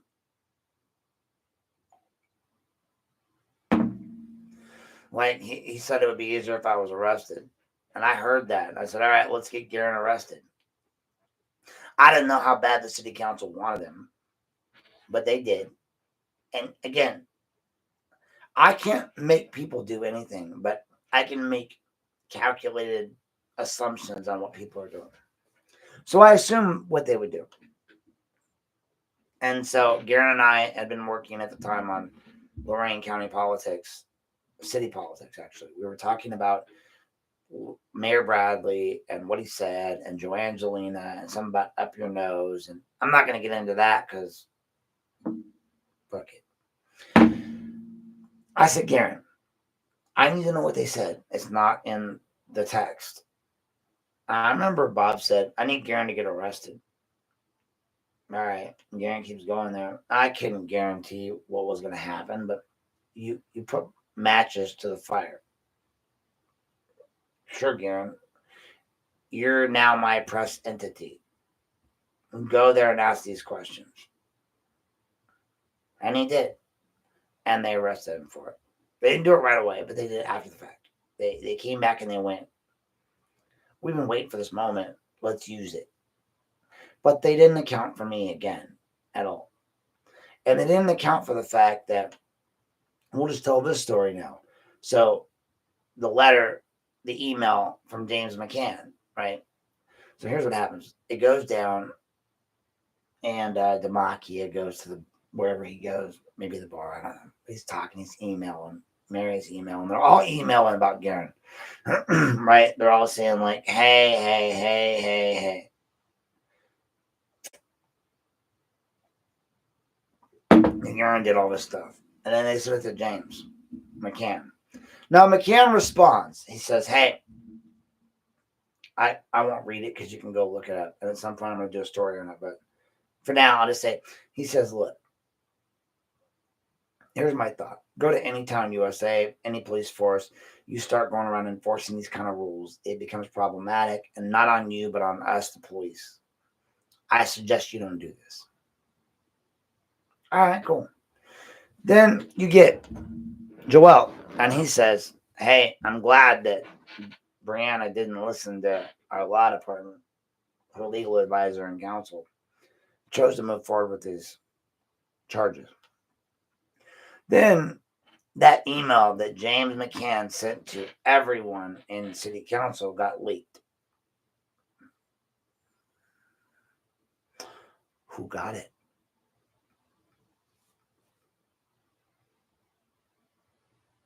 So they leaked the email to me. Somebody did. A council member leaked it to me. And I posted it. And James got mad. I knew what I was doing. And I was under no obligation to hide it. In fact, I could give two shits. So I posted it. James got mad. Now you have council people already engaged in this process of incriminating Garen. And James is mad because they released his email saying that he wouldn't do the very thing he was doing, which really makes James look bad, right? It makes him look like the big Coast Guard douchebag that he really is. Because he said in his email, go to any town USA, any law enforcement agency USA, insert said problem here in city council. You guys do this, we do this, and then we're the bad guys. And then city council, including the guy, the Machia, that literally controls his purse strings, was saying one thing, and now we have a different story, right? Like, you're going, all right, wait a minute. Let me look at this from a different angle. So I go, look, you say what you want. This was a setup. They wanted Aaron gone. And McCann, hear this from me, a guy that literally, if there was someone I could hate, it would be James, but I don't even hate him because he's a victim of his own issues. He's a victim of his own society. While he may be wrong, he's not. I don't look at anyone as objectively a bad human. We all do what we do. We all are who we are, right? We all have our own viewpoints. We all think people think a certain way. We all make assumptions. I don't dislike James McCann as a person. He's a human with flaws. But when you represent my community as a sheriff, as a police chief, and as all the things that you do, then I have a problem. So when you write this letter that says don't do this and they do it, and then I get a visit because of course I'm mad, right? You're messing with my guy. So I message the police and say, give me all you got, expecting the typical answer. I didn't have to look it up. Here's the typical answer. Mr. Knapp, the information in which you're requesting on Aaron Petty, dated blah, blah, blah, blah, blah, blah, blah, blah, blah, in regards to incident number, blah, blah, blah, blah, blah, blah, blah, blah, as well as under council rule, blah, blah, blah, blah, blah, blah, blah, blah, blah. It's my duty to inform you that said information is restricted based on CLEAR's ongoing law enforcement investigatory records and cannot be provided to you. And there's a CC, there's a criminal code, all that for it. I've received that letter so many freaking times. I could regurgitate it while drinking without reading. But yet these bitches brought it to me and handed it to me in my driveway. You know what Morris said when he brought it to me? Chief McCann told me to bring this to you. Okay. And he said, and we know you're going to post it online. All right. So let's rewind. The chief of police of Lorain took recordings of the city council of Lorain, the people that arguably make decisions for the city. And he took recordings of them on a misdemeanor trespassing charge that really was bullshit. Now, if I'm going to side with anyone in this, you know who I side with? James fucking McCann. Good for you, James. You know what? Fucking good for you, bro. There's another F-bomb. Too much alcohol. I'm glad you did this. I'm glad you sent your boy, your little bitch, Morris, to my house. Say, we know you're going to share this with everyone. Let that sink in, guys. They knew I was going to share it with everyone. James McCann said to his representative, Captain Morris, we're giving you this so you can share it with everyone. Every audio file of every person that testified against Aaron. Now, I asked for a file on Mayor Bring in Sheffield Lake, and I get the runaround. I ask for anything from James, and I get the runaround. But on this one case, I get everything unfettered access. Why? Why this case? Why this moment? Why this particular incident and incidents to be proactive and open up? If not to protect yourself. You wrote this email and you were mad that they shared the email. Spellacy, Kempton, somebody in the city council. Maybe it was Joel. Maybe it was Demakia, because at one point, if you look back at the way that the files were released on the water stuff, who gave it to Garen initially? Demakia. Maybe Demakia got a little sauced up and sent it. I don't know. I don't know anything. But I do know that somehow it got released. And I do know that James wasn't happy. And I do know that James responded in kind by giving it to the one guy in this town that he knew wasn't afraid of him. Because I'm the only one of you bitches that's not afraid of James McCann.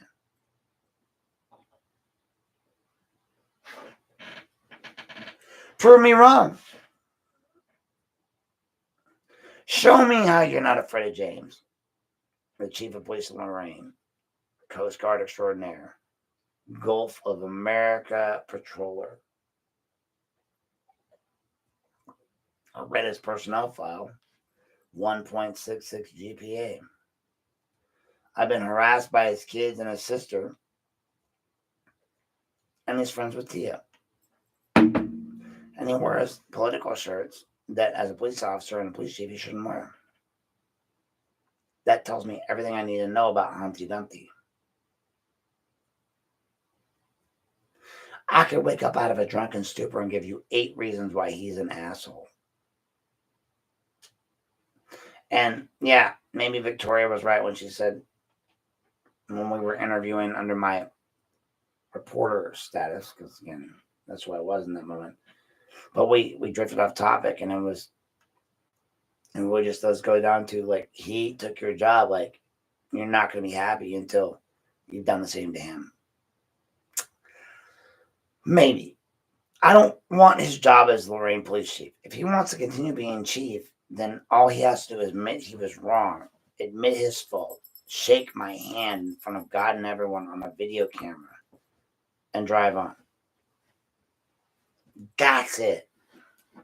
He wants to save the city $168,000 plus punitive damages. He'll get on video with me in front of God and everybody under the guise of Lorain Daily, Vermilion Daily, but one of those 2 newspapers.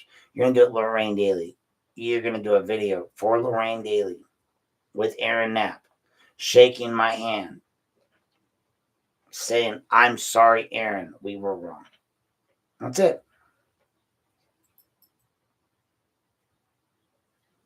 That's it. And it will go to Lorain Daily because they're the ones that's providing the news to you. Not the Chronicle anymore. It's not the Journal. I've tried to look at them. Their news is restricted by pay. Their news is restricted by, their knowledge is restricted by, we're not going to share with you unless you give us money. We at the Lorain Daily and the Vermilion Daily are not going to do that. Yeah, we'll share with you. We want you to pay.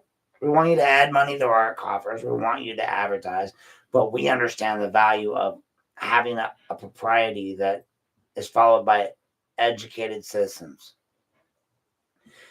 And I don't like to believe that what everyone thinks about Lorain is true. You guys are uneducated. You're just underrepresented. So, when you elect me as 6th Ward Council, 6th Ward won't be underrepresented. And this is what I'm going to do. It doesn't matter what I want. It matters what you want. It matters what we need as a community. And in this matter, if you look at it, look what James did. So, City Council fudged up and gave an email that he sent to the public. He fudged up and gave an email or gave an entire thumb drive full of information to me. Now, mind you, every other time I've asked for information, they made me pay for a thumb drive and Amazon it to them. And I have records of all of that. But in this scenario, they gave it to me free of charge. In this scenario, they hand delivered it free of charge. In this scenario, they reached out, not me. I asked for the records, not expecting to get them, expecting to hear these are clears and you can't have them until this date. Instead, they had a captain drive them to my house. Ask yourselves that. All right, here's a good question. Why have I met Captain Mathewson, Captain Morris, one other guy, I forget who, all who've come to my house to meet me? Are they kissing my ring? What? Why? Why do you guys come here? James, why did you give me all of Garen's criminal investigative information prior to the case even being presented to his lawyer? Why is it that to date that Lorain City's prosecutors have not given the information to Robert Garces, God bless him, who's in the hospital, and I hope he a great speedy recovery? Why didn't you give it to him? Why did I have to give it to him? Why did you provide me with case information on the ongoing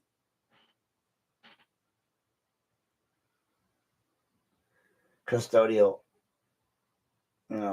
information type situation? Yeah, I know. 2 hours, right? So what? That's where we're at. Tonight's view, where it's Friday night. What am I doing? I'm not going out. 11:30. I'm drinking. You guys are getting information. So we start to look at it from a standpoint of what are they doing? What do they want? Where are they at? So the grand scheme of things is we have McCann releasing all this information on Garen Petty, a citizen just trying to ask questions about a news story. Who was at the time working for me, a news agency. I am now working for another news agency, and my news agency is a secondary to that. You want to discuss politics, go there. You want to discuss regular shit, go to the Lorain, Ohio page and the Lorain Daily page. But in the grand scheme of things, this shit with Garen is what you need to look at. He kept giving me all this information. They kept giving me all this information. Now, everyone's giving me the information. Garen, McCann, Morris, every last one of them is ratting on each other. So what does that tell you? Why is Garen Petty, this citizen, so important to their cause? Why is destroying him so important? And why is it that Chief McCann shifted gears in the midst of all of his bullshit to say, first off, no, don't do it. It's going to cause Lorain police to look bad. To second off, to do it, because Demakia said so. So read all of the information. Go back, type it up, look at it. Look at everything I posted. Look at all of it. Read all of it. Understand that court case is coming up in May. If you think it's bullshit, go to the court case. If you think it's bullshit, email Judge Kimler. Email Lorain. Email Mayor Bradley. Email Chief McCann. Email Captain Morris. Email all your city council. Why is it that Lorain City Council spent $5,000 to prosecute Lorain Petty? Garen Petty, a citizen. Ask why they subpoenaed me 3 times, even after I told them I don't have the video. Ask why they gave me all the evidence they never gave to Bob Gargas, the lawyer. Ask why they didn't follow the rules of criminal procedure. Ask why Mallory Santiago and the mayor of Sheffield Lake were involved in this, and they're now not involved in it, but ask why they didn't understand the law. Ask these questions. Challenge yourself. We're at 1 hour and 58 minutes. So we're going to go 2 hours. So ask why the Lorain Law Department sent emails also. Ask why the Lorain Law Department initially refused to recuse themselves, but now has. Ask all of these things. Ask why some guy, some jackass, Aaron Knapp, from out of state is suddenly your problem. Ask why. Why am I the problem? Ask why Garen's the problem. Ask why Victoria Kempton asking them to read the email out loud was so much of a problem. Ask why Spellacy asking that same question was so much of a problem. Ask why the women of Lorain City Council are shit on by the men. Ask why Thornsberry likes to call women bitches. Ask why Thornsberry likes to take money from cold water consultants. Ask why Joelle discriminates against disabled veterans. Ask why the only person on city council that was amazing enough to stand up for me, Antonio Baez, who's an amazing individual and person and law enforcement officer, was forced into a position to be a douche nozzle, break the law, and was reassured by multiple people he was in the right. Who led him to be misguided? Let's ask for the emails. Let's get every email ever sent to Antonio. Now, the other problem I have with him is that it's been pointed out to me, he hasn't been a cop that long. And as such, lateral transfers require time frames. So I would suggest our sheriff look into that. Did he have the right to laterally transfer into Sheffield Lake as a part-time officer or even as a full-time officer? And was this payment for something future referenced? I like to ask questions of why our current sheriff felt that Lieutenant Bober, when he made fun of the current sheriff when he was running for election, and when he was letting dogs piss on signs and talking all this crap, was a problem. But when he says it about me, a Republican running for office, it's not a problem. And his lawyer says it's civil. Is it?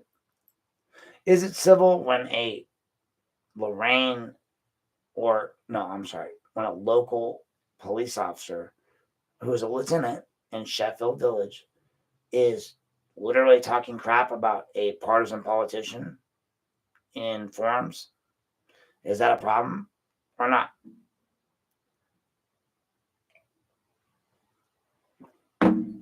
I mean, I'm putting the stories out about all this stuff. Too long we've gone unchecked.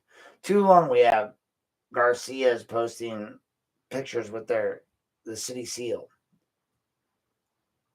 Too long we have people who think it's okay to call women names like bitches, like Thornsberry did. Too long we have individuals in our government who believe that they can invoke their rights as citizens while acting as our government. Here's my promise to you. As 6th Ward Council, which I will win, that's my seat. Antonio is just warming it. Or not Antonio, Arroyo, Angel. I respected Antonio, and I will to this day, even though I took him out. I know no one believes that, but that man is trying to do the right thing. He is, guys. He's got fucked by the people that loved him, or the people that he loved. I should say that the other way around. You trusted the wrong people. I feel you. I did that too. I trusted the Lorain courts. Look what they did to me. You trusted Rocky Radiff, and you're still a member of Elyria PD. And the day after you got out of resigning from your position, you went on the Lorain Journals page or the Morning Journals page and talked shit about me. You're a police officer. You can't do that. That's what I'm trying to tell everybody. Like James McCann, you can't put a no more shirt on and then go post it online. You're breaking the law, bro. I don't care if you support him or don't support him. I don't like Dave Moore. Only because he didn't respond to me. Out of all of that lawsuit shit, Dave Moore didn't say or do anything wrong. You know why? Because he didn't say or do anything. I'll go to my garage. I'll get the Moore hung sign later. I'll bring it out. We'll show it. I voted for them both. I thought Dave Moore was a good guy. I'm a Republican. I believed in him. I believed in what he said. But when it came time to back me up, he didn't. Because he loves a Democrat. Dan Petticourt. So when you want to look at it that way, you go, all right, Dan Petticourt was with him. J.D. Tomlinson's with him. As a Republican, I'm like, ew, are you a Republican or a Democrat? I just want to know. So, whatever, y'all do you. But I had a chief of police come after my job, my name, my license, my reputation, and he still does it. I had his officers reporting back to him on minor incidents with me. That tells you he made a statement, a post. This is all illegal. I've notified our attorney general. I've notified our sheriff. I've notified everyone, and no one does anything. I told the sheriff and Nietzsche, who said it takes time. Fuck your time, guys. Fuck your time. Fuck your time. James McCann committed multiple felonies against me. I've documented, I've shown you. Tim Weitzel agreed and participated in it. I've shown you, I've documented it, and you've done nothing. So until you do something, you're failing in what you promised, Jack. You said I would give you an investigation into James right outside your freaking inauguration. Well, I've got your report, I've got everything. I'll look into it. That was where that everything came from. I love you still. I don't care if you can't do it. I get it. I get why no one can do anything. James has got a lot of people by the balls. I know what that feels like. He's been fondling mine for a long time. A little discombobulating. But his own officers are scared of him. His own captains are scared of him. And they're doing his bidding. Morris was McCann's bitch when he delivered that shit to me illegally. So Silo, Hall, and Nietzsche, you're the lawyer for the sheriffs. Hear this. Hear it loud and clear. While I'm less clear of mind. You have this scenario where the chief of police instructed his captain to deliver me confidential law enforcement investigatory records. And under the Ohio Public Records Act, that was illegal. Not only did he do it, but they acknowledged that I would share it online when they gave it to me. And I said, are you sure this is what you want? And Mr. Morris said, Captain Morris said, this is what the chief said. He knew you would release it to the public.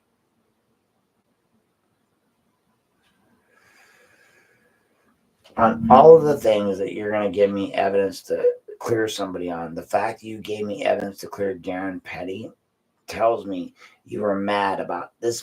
This is my thought. All right, so here's my thought on them. Here's what I think James' thought was. All right, so I gave you an email that said, don't do this.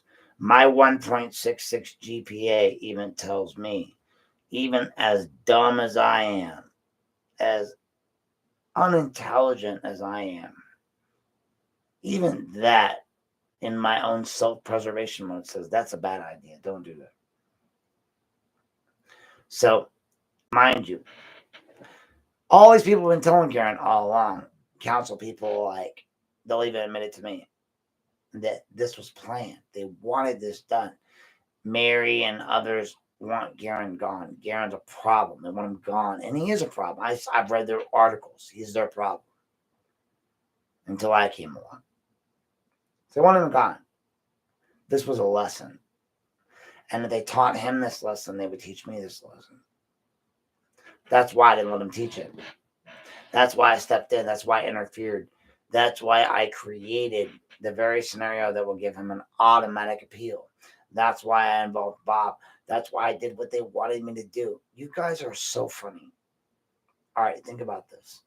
Imagine some hyper intelligent individual who likes to stir the pot, saw an opportunity. He sent an individual who he had already intentionally designated as his representative to go to a city council meeting that he knew. I mean, look, I know Garen. I love Garen. Garen's an amazing guy. I also know Garen enough to know I can make Garen do whatever I want. Because he's emotional. He's passionate. And his main fault is that he loves Lorain and the people. Let that sink in. Garen Petty's main fault is that he loves you, the people. I'm not reading any of your emails, Garen, by the way, or your messages, by the way, just so you know. That's the main fault. He loves you fuckers. I'm not from here. I don't have any affinity for any of you. I've never worked with you at Ford. I don't know you from the government. When my treasurer asked me to identify who I was and who I knew nobody. I've said that before. Linda was like, how do you not know these people? I don't know the Bobby George. I don't know any of you. Everything I have is non-disclosure. Even on the Lorain page. You're right. I am from California and Idaho. And Ohio. And Ohio State. And I love Ohio. And I will do what it takes to make my community better. So I'm going to eat this Lorain, Ohio page up. I'm going to do whatever the Jones brothers asked me to do. I'm going to write stories. I'm going to be now the person that I'm free from the social work stuff, right? Like I had an obligation. Now I'm going to be who they want me to be. I'm going to be who you say I am. I'm going to be the advocate, the warrior, I'm going to ride a beautiful unicorn into battle. And I'm going to fuck you up. James, I do really just want my apology. The lawsuit's coming. $150,000, $12,800 in lost wages, $150,000 in punitive damages, and an unspecified amount of tort damages, basically based on your action was wrong. Now, you lose your 1983 qualification when you did what you did. So, if you don't think I don't know that, and you don't think I haven't waited this long for a reason, you're wrong. Everything I've done with Lorain, Ohio, Lorain, everything. Do I strike you as a guy that doesn't plan? I told Garen, what was it, a year and a half ago when we met? What did I tell you then? That I was going to do all of this. And you were like, sure you are. Now this asshole Garen, I love him to death, thinks I'm a fucking black magician. Not black like the color black, like dark. Like, I guarantee you, he has to think like Vicky Valancourt when she was like in The Waterboy. It's gonna be this score. And the guy's like, why do you think it's gonna be that? What's that? That's a good guess. It ain't a guess what's gonna be. I told Garen, what did I tell you? Did I not tell you this would be the outcome? Did I not describe the whole friggin' process to you and what was gonna happen? And is it not exactly almost letter to the letter, word for word, what I said would happen? Say it now while I'm drinking, and in this post, it's going to save it. I'm going to get another one. I'll be right back.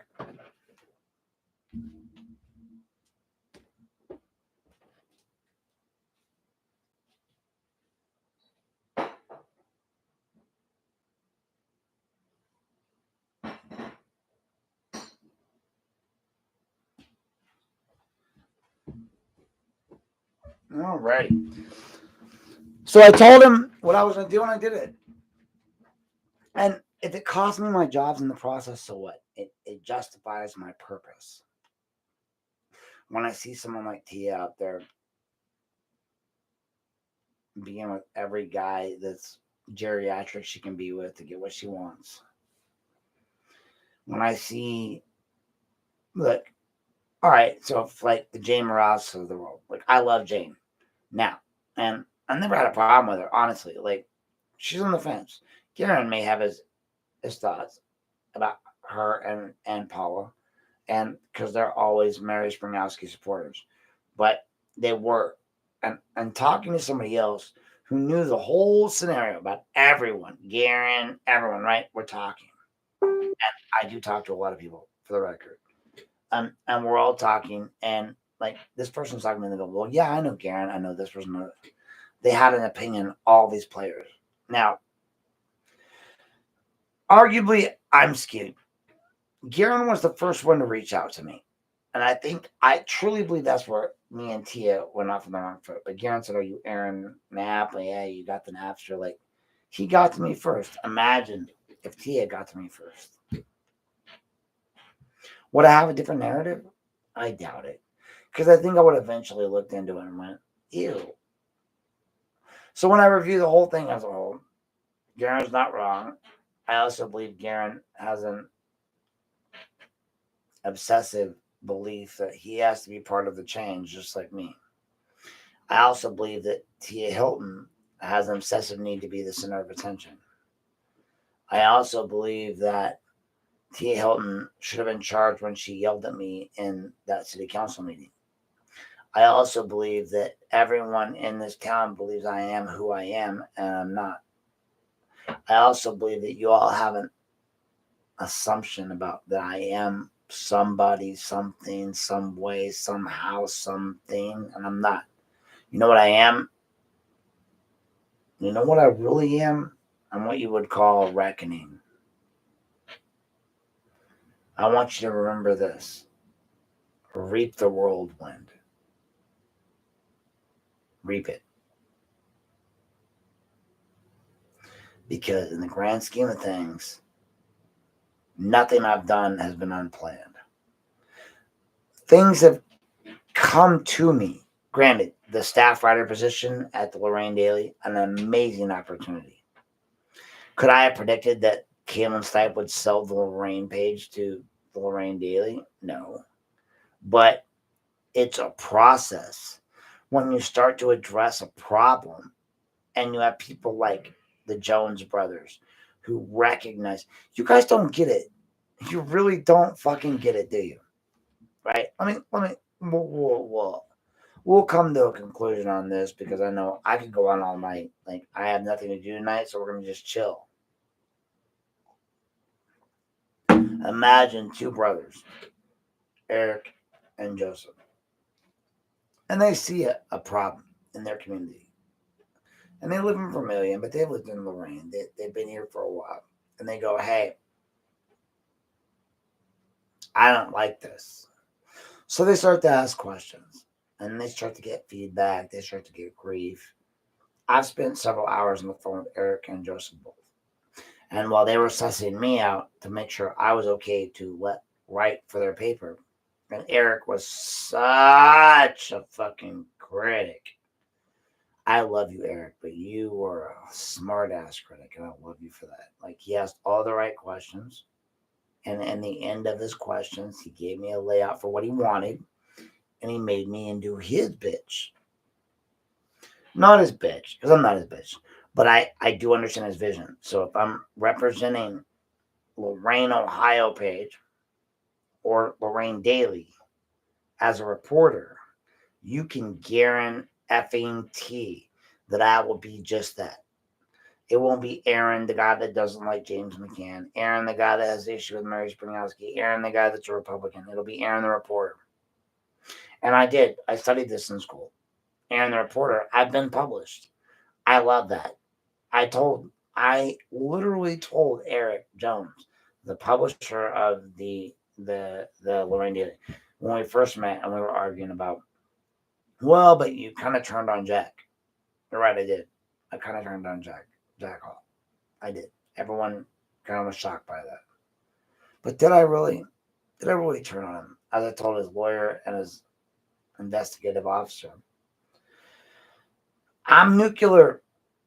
Everyone was messaging me about Jack because I was in a picture with him and I represented him through the whole election. And they thought that they had the right to bitch to me when he did shit wrong. Fuck you. I'm not his keeper. I love Jack. You can say what you want about how our relationship's gone. What do I say? But I love Jack. I saved this. I stole this from the middle of the street at the Latino Day Parade. I love Jack fucking Hall. Okay? I don't give a shit whether we fought. I don't give a shit whether his wife and I fucking argued online. I don't give a shit what anyone thinks, Nietzsche or anyone. I did the right thing. I saw something, in my opinion. All right, let's sell it. Here's what I saw. And maybe I was wrong, but this is why I posted it. So I see on the Sheffield Lake page all this bullshit from Bukovich and the Republicans who run this lunch bunch group about Jack Hall. No one else saw it, right? A multitude of pictures of Jack. Innocent pictures, except for one. The one picture where Dave Moore's in it. Now, ask yourself this question. Why did Dave Moore show up on a Sunday before the plane left to go to a cruise or whatever it was they were doing. I don't know. I don't know the whole story. It's not, he showed up. And somewhere in this conversation, I asked, someone said it was a request by a constituent. So Mike Buklovich asked for it. What? Who? So he asked for it. Dave Morris showed up at a airport / port / wherever they were at to get a photo op of him shaking the hand of Mike Buklovich in front of God and everyone where Jack Hall was in the back. Now, here I am, a guy who represented Hall through the whole election going, he's going to take this shit down. And I still believe he will, right? No doubt in my mind. Be mad as you want. But no doubt in my mind that Jack Hall is the man. Be no doubt in my mind that I love Jack Hall. Be no doubt in my mind that I realize the reason we're not talking is because I fought with his wife. And honestly, if I'm a guy and you fight with my wife, I get it, Jack. I do. I wouldn't talk to you either. Joy, I'm sorry if you'll let me talk to Jack again. But you can say what you want, but you know you can't post on Facebook anymore because, as I was told, like multiple Tonys told you no. Yeah, I know. Night, guys. I mean, this will be online later, so I can talk all night long and they can watch it whenever they want. But thank you, Jack. And Joy, I don't dislike you. You're Jack's wife, and for that I love you. Jack's an amazing human being. Jack's a psychology major, a law enforcement officer, an elected official, and a beautiful person, and somebody that I'll never, ever, ever have a problem with unless he does something distinctly problematic. So when I called that out, it was never meant to fuck with Jack. It was meant to educate the people because people saw my picture with Jack and they kept messaging me. I got like 37 messages or so from people. And again, I didn't have an 87,000 people page. I had like an 800 people page, but that's a lot of people for 800 people to say, your boy Jack. And I'd say he's not my boy, but yeah, he is. Yeah, he is. I'm going to say it now, slightly under the influence, for all to listen.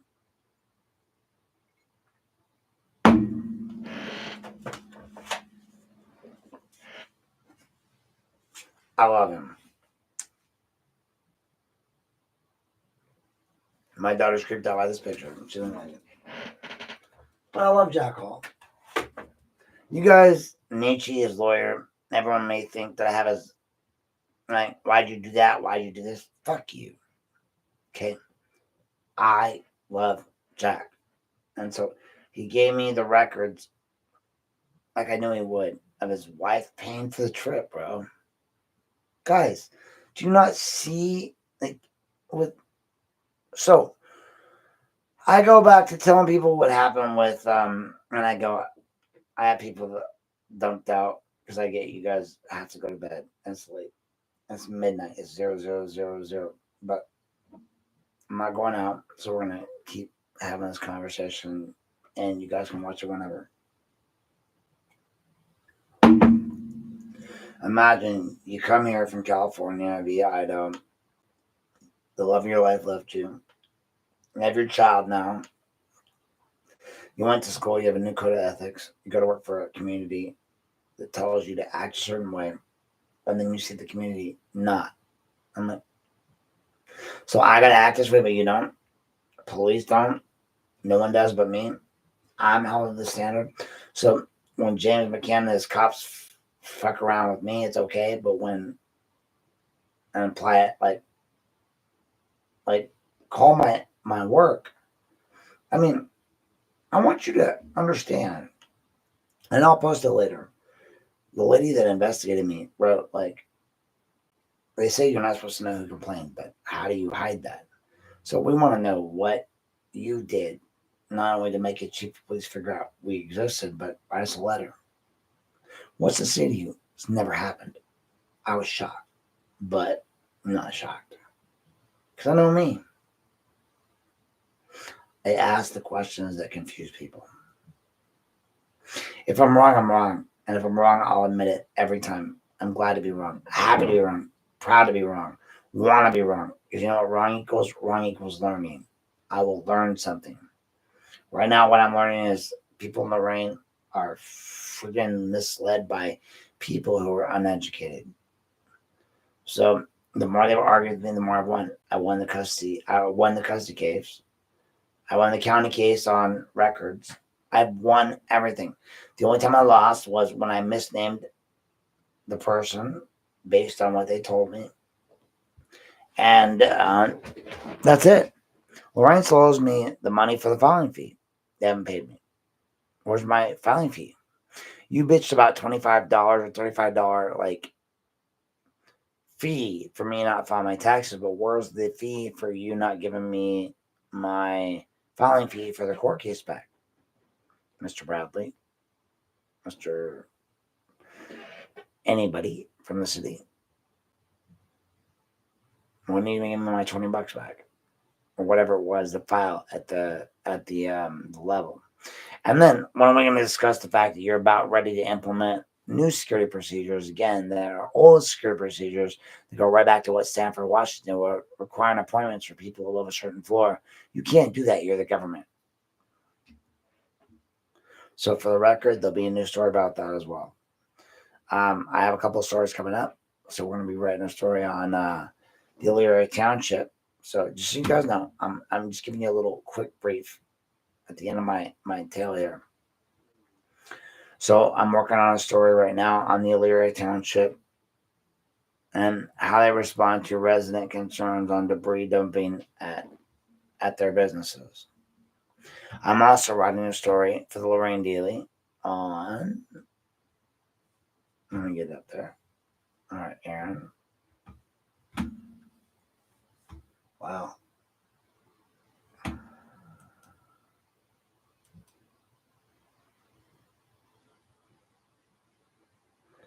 There we go. On Rita Garcia.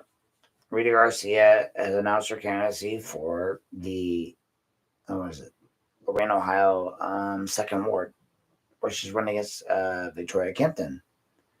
And in such, she has made a statement and put out a flyer that has Lorain City seal on it. Now, I learned a long time ago the seal is not something you can use willy-nilly. Lorain Ritchie uses it on her page, and it's legal. Like, you can't use the Lorain City seal in any way, shape, or form. And as much as Richard on my regular page would like to argue with me about that, you can't, because AI is doing a certain thing. So one of the stories coming up about that I'm investigating, I'm waiting on a response back from Mary Springalski and Miss Garcia on this story. So once I get the responses back, we'll write the story completely with their quotes, and that way you'll be informed. But I want you guys to know, 2 hours long, I don't give a shit. Like tonight, it's Friday, guys. Like it's 12 o'clock in the morning. For those that are watching, you're at the bar. You're not watching if you're at the bar, but if you're not at the bar, you're here. So what are you doing? What are you looking at? That's where I'm at tonight. Now I have one viewer right now, but I also get people will be watching this for a while. So I'm going to close up with this. A couple of things. Well, I'm slightly intoxicated. One, Eric and Joseph Jones are doing the right thing. I like what they're doing. I like what they're selling. They are Ohio residents. They're Ohio citizens. They're Ohioans. And while I may not be an Ohioan, I may be from California. My mom's from Texas. My retirement property is in Texas. My home is in Ohio. My daughter lives in Ohio. My daughter goes to school in Ohio. And I love Ohio. I love Ohio State. Ohio State, I had no college leanings before I moved here. Ohio State's the only in-state thing I love. For national, all these other places, give a fuck. Football, I'm a Cowboys fan. Baseball, I'm a Giants fan. But for college football, OSU. I don't even know why I was supposed to hate Michigan, but I do now. And now I kind of don't like Wolverine either. from Marvel. Because Wolverine from Marvel is based on Michigan. Fuck that guy. So I get it. I'm an Ohioan.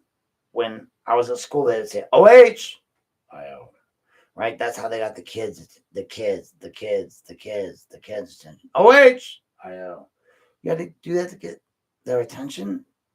I'm an adult paying for this school, wanting to learn this knowledge. I loved what they sold. I soaked it up. I love OSU. As a Republican, I'm sad for the end of diversity, equity, inclusion. I believe some programs need to be cut, but some should be sustained. You got to look at it from a balanced perspective.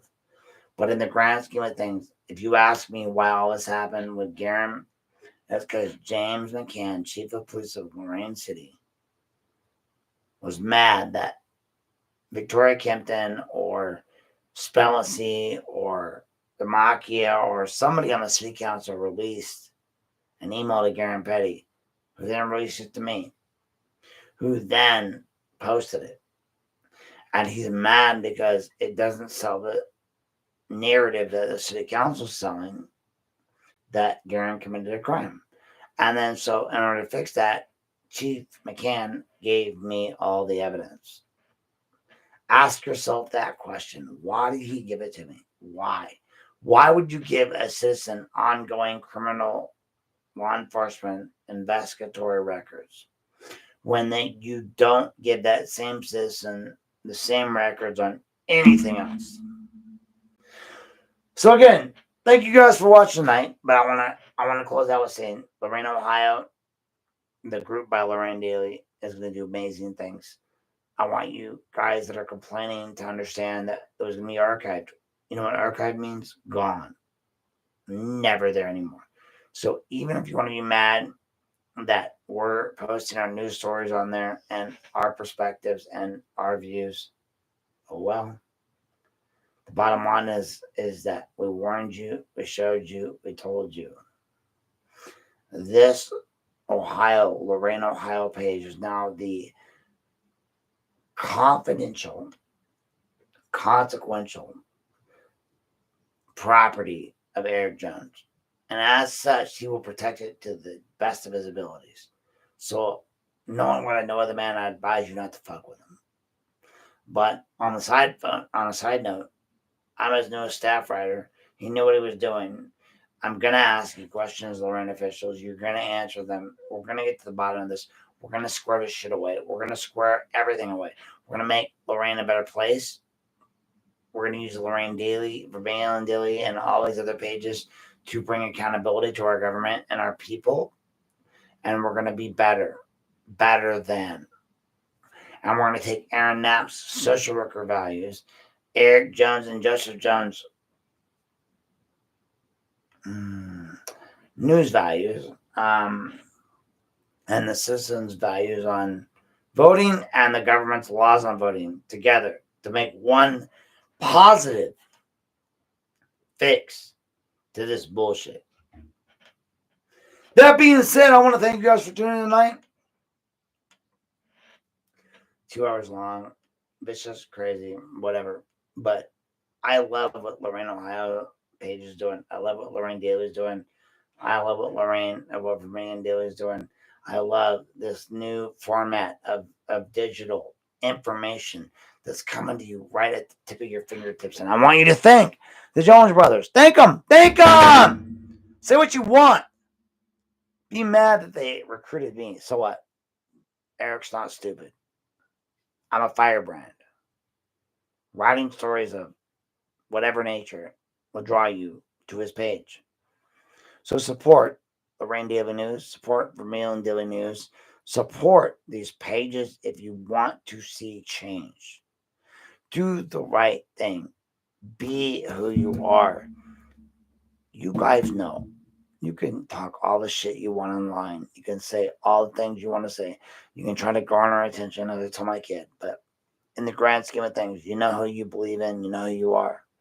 Be who you are. And love people like Joseph Jones and Eric Jones and even the Garen Pettys of the world that are willing to educate you on the right way to be. I won't even talk shit about Tia Hilton. She may hate me, but I don't disagree with her and Jared Phillips' lawsuit on water that they co-opted from Victoria Kimpton. But that's the big key. Who brought it up first? Victoria or Tia? I don't disagree with you. We should fix it. But not my problem. I'm not Victoria Kimpton.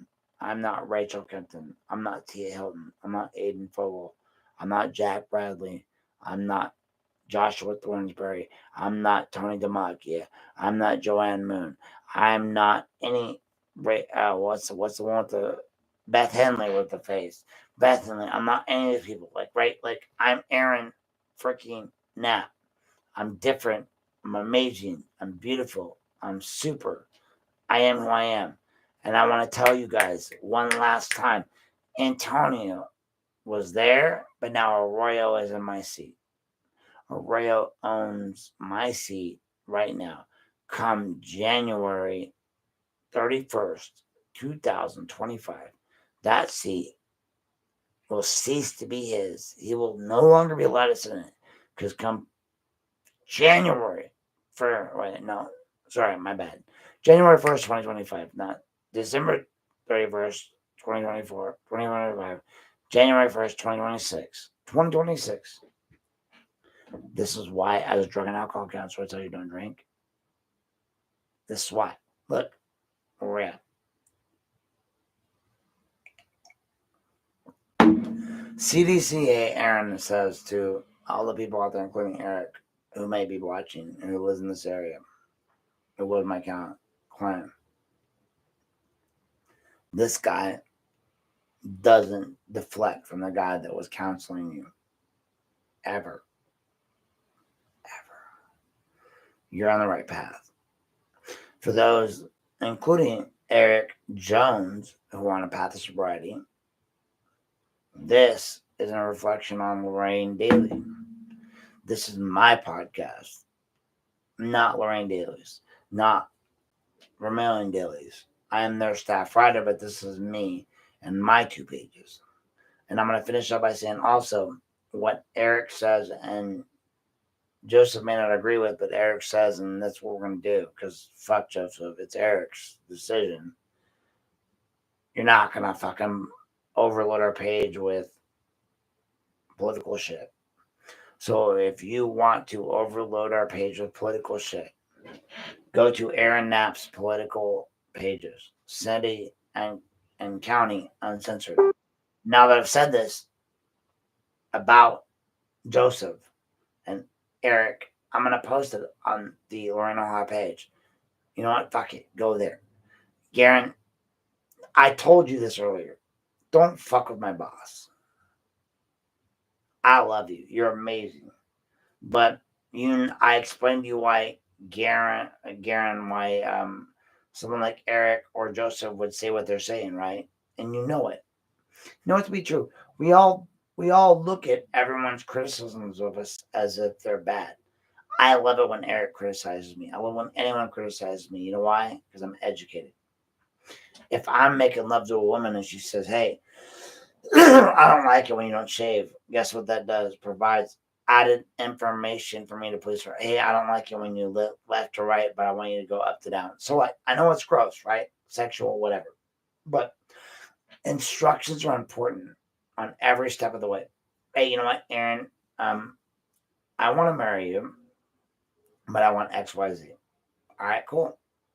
Hey, you know what, Jane? I want to marry you, but I need XYZ. Being clear about who you are, what you want, what you need is always important. So when you folks go out and apply for jobs, when you talk to people, when you do what you do, you want to improve your engagement with people, you do that. That being said, I see some hypocrisy here between what's going on. Eric Jones and Joseph Jones will post other people's stuff. They'll let me post other people's stuff. They'll give acknowledgement to other people's posts, videos, pictures, anything. But yet, they'll be blocked by the very page now that they own. They'll be blocked by Lorain police. They'll be blocked by, or who's gone now, by a Lorain sheriff. They haven't been, but maybe they will be. What's up? What's up? Why is it that you look at Joseph and Eric Jones? All right, so if you want to use Millard's argument that they're not members of the community, and then you attack me, Aaron, you're not a member of the community. You're right, I'm not. I moved here from Ohio or Idaho via California. I moved in 2018 when I graduated to go to OSU because my girlfriend said, "Hey, what do you need to get me?" Because Jennifer Roberge, whose name I haven't said fully in this, whose dad's still listening, but I'm like, I love you. And I'll always love you. And what am I going to do to get you? I'm going to go to OSU. And I did. And I graduated. Now I can go get my master's and I can go practice private practice and not worry about it. Give therapy to people. I told you earlier in this conversation why I don't really want to do that. So now you've offered me as a staff writer for the Lorain Daily the ability to be 2-on-1 guy, right? So I'm going to pre-warn you. A lot of my news stories are going to be about heat, pip, about how you folks as Lorain can better your lives. I get it. Can I diss on every single council member that's on staff today? Yeah. Just for the simple fact you didn't report Antonio after I told you. Will I? No. Because I believe that we fix the problem and move forward. So, for those left, do your job, fix the problem, move forward. Otherwise, Aaron's here to watch. On the side note, I need a girlfriend to tell me that I can't keep doing this all the time. But I'm going to keep posting my stories for Lorain Daily. And I'm just going to say I love Joseph and Eric. No, I get it. Joseph sold me to Eric. Because Joseph Jones and I are kindred spirits. We look at each other and I go, God damn, you sound like me. Like Joseph's the only guy I look at and go, hey man, you might want to tone it down.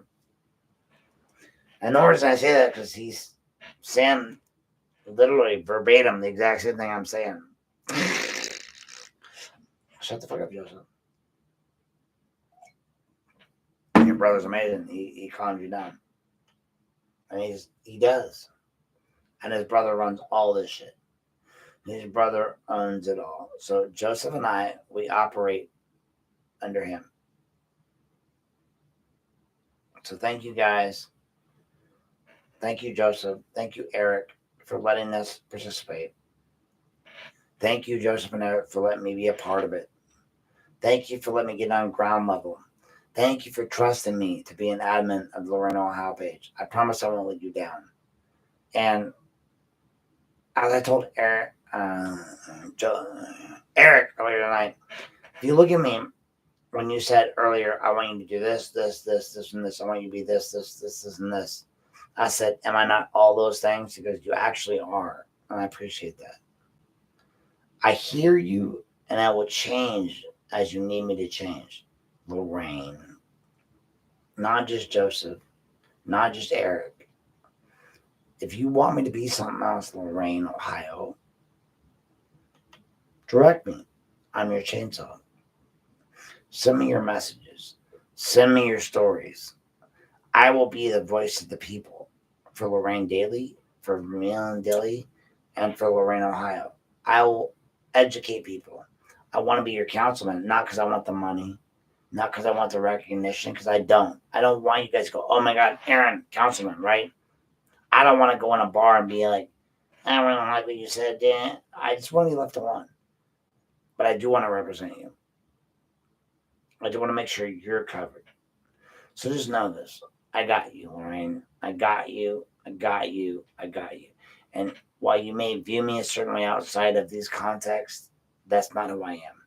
Look at this guy in my home and recognize that and know that I love Jennifer even though she left me, even though I can't be with her. I love her daughter, Renee. I will always be her biggest fan. But then again, I'm ever one of my ex's biggest fans. They put up with my shit. So again, thanks guys. It's 12:22. Aaron Knapp here, drinking a lot tonight and having a nice conversation with you. But I thank you for coming out tonight.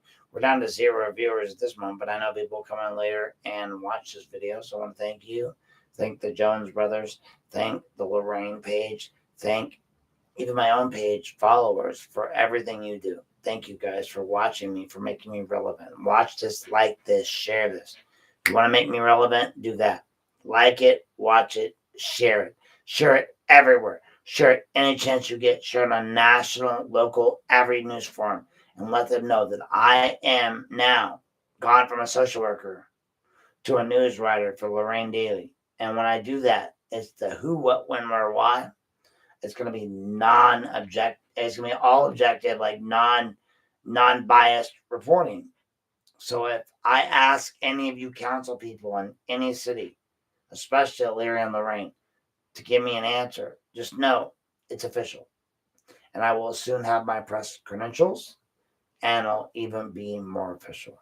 And as such, once it's official, I will respect my boss, Eric Jones, and my other boss, Joseph Jones, to the utmost of my ability, and I will not allow my actions to reflect negatively on them. So moving forward, I will say the same thing I said in my little announcement. My thoughts and views on my podcast don't necessarily represent the thoughts and views of Lorain Daily or any of the other pages they run. They're that of mine and mine alone. If you have political views, come to the Lorain page for the Lorain politics or the Lorain City politics Unplugged, and you'll find me and my pages. And on those pages, you're more than welcome to discuss politics or anything your heart desires. In the meantime, thank you guys for tuning in tonight. I appreciate you all watching, and you make it a wonderful night.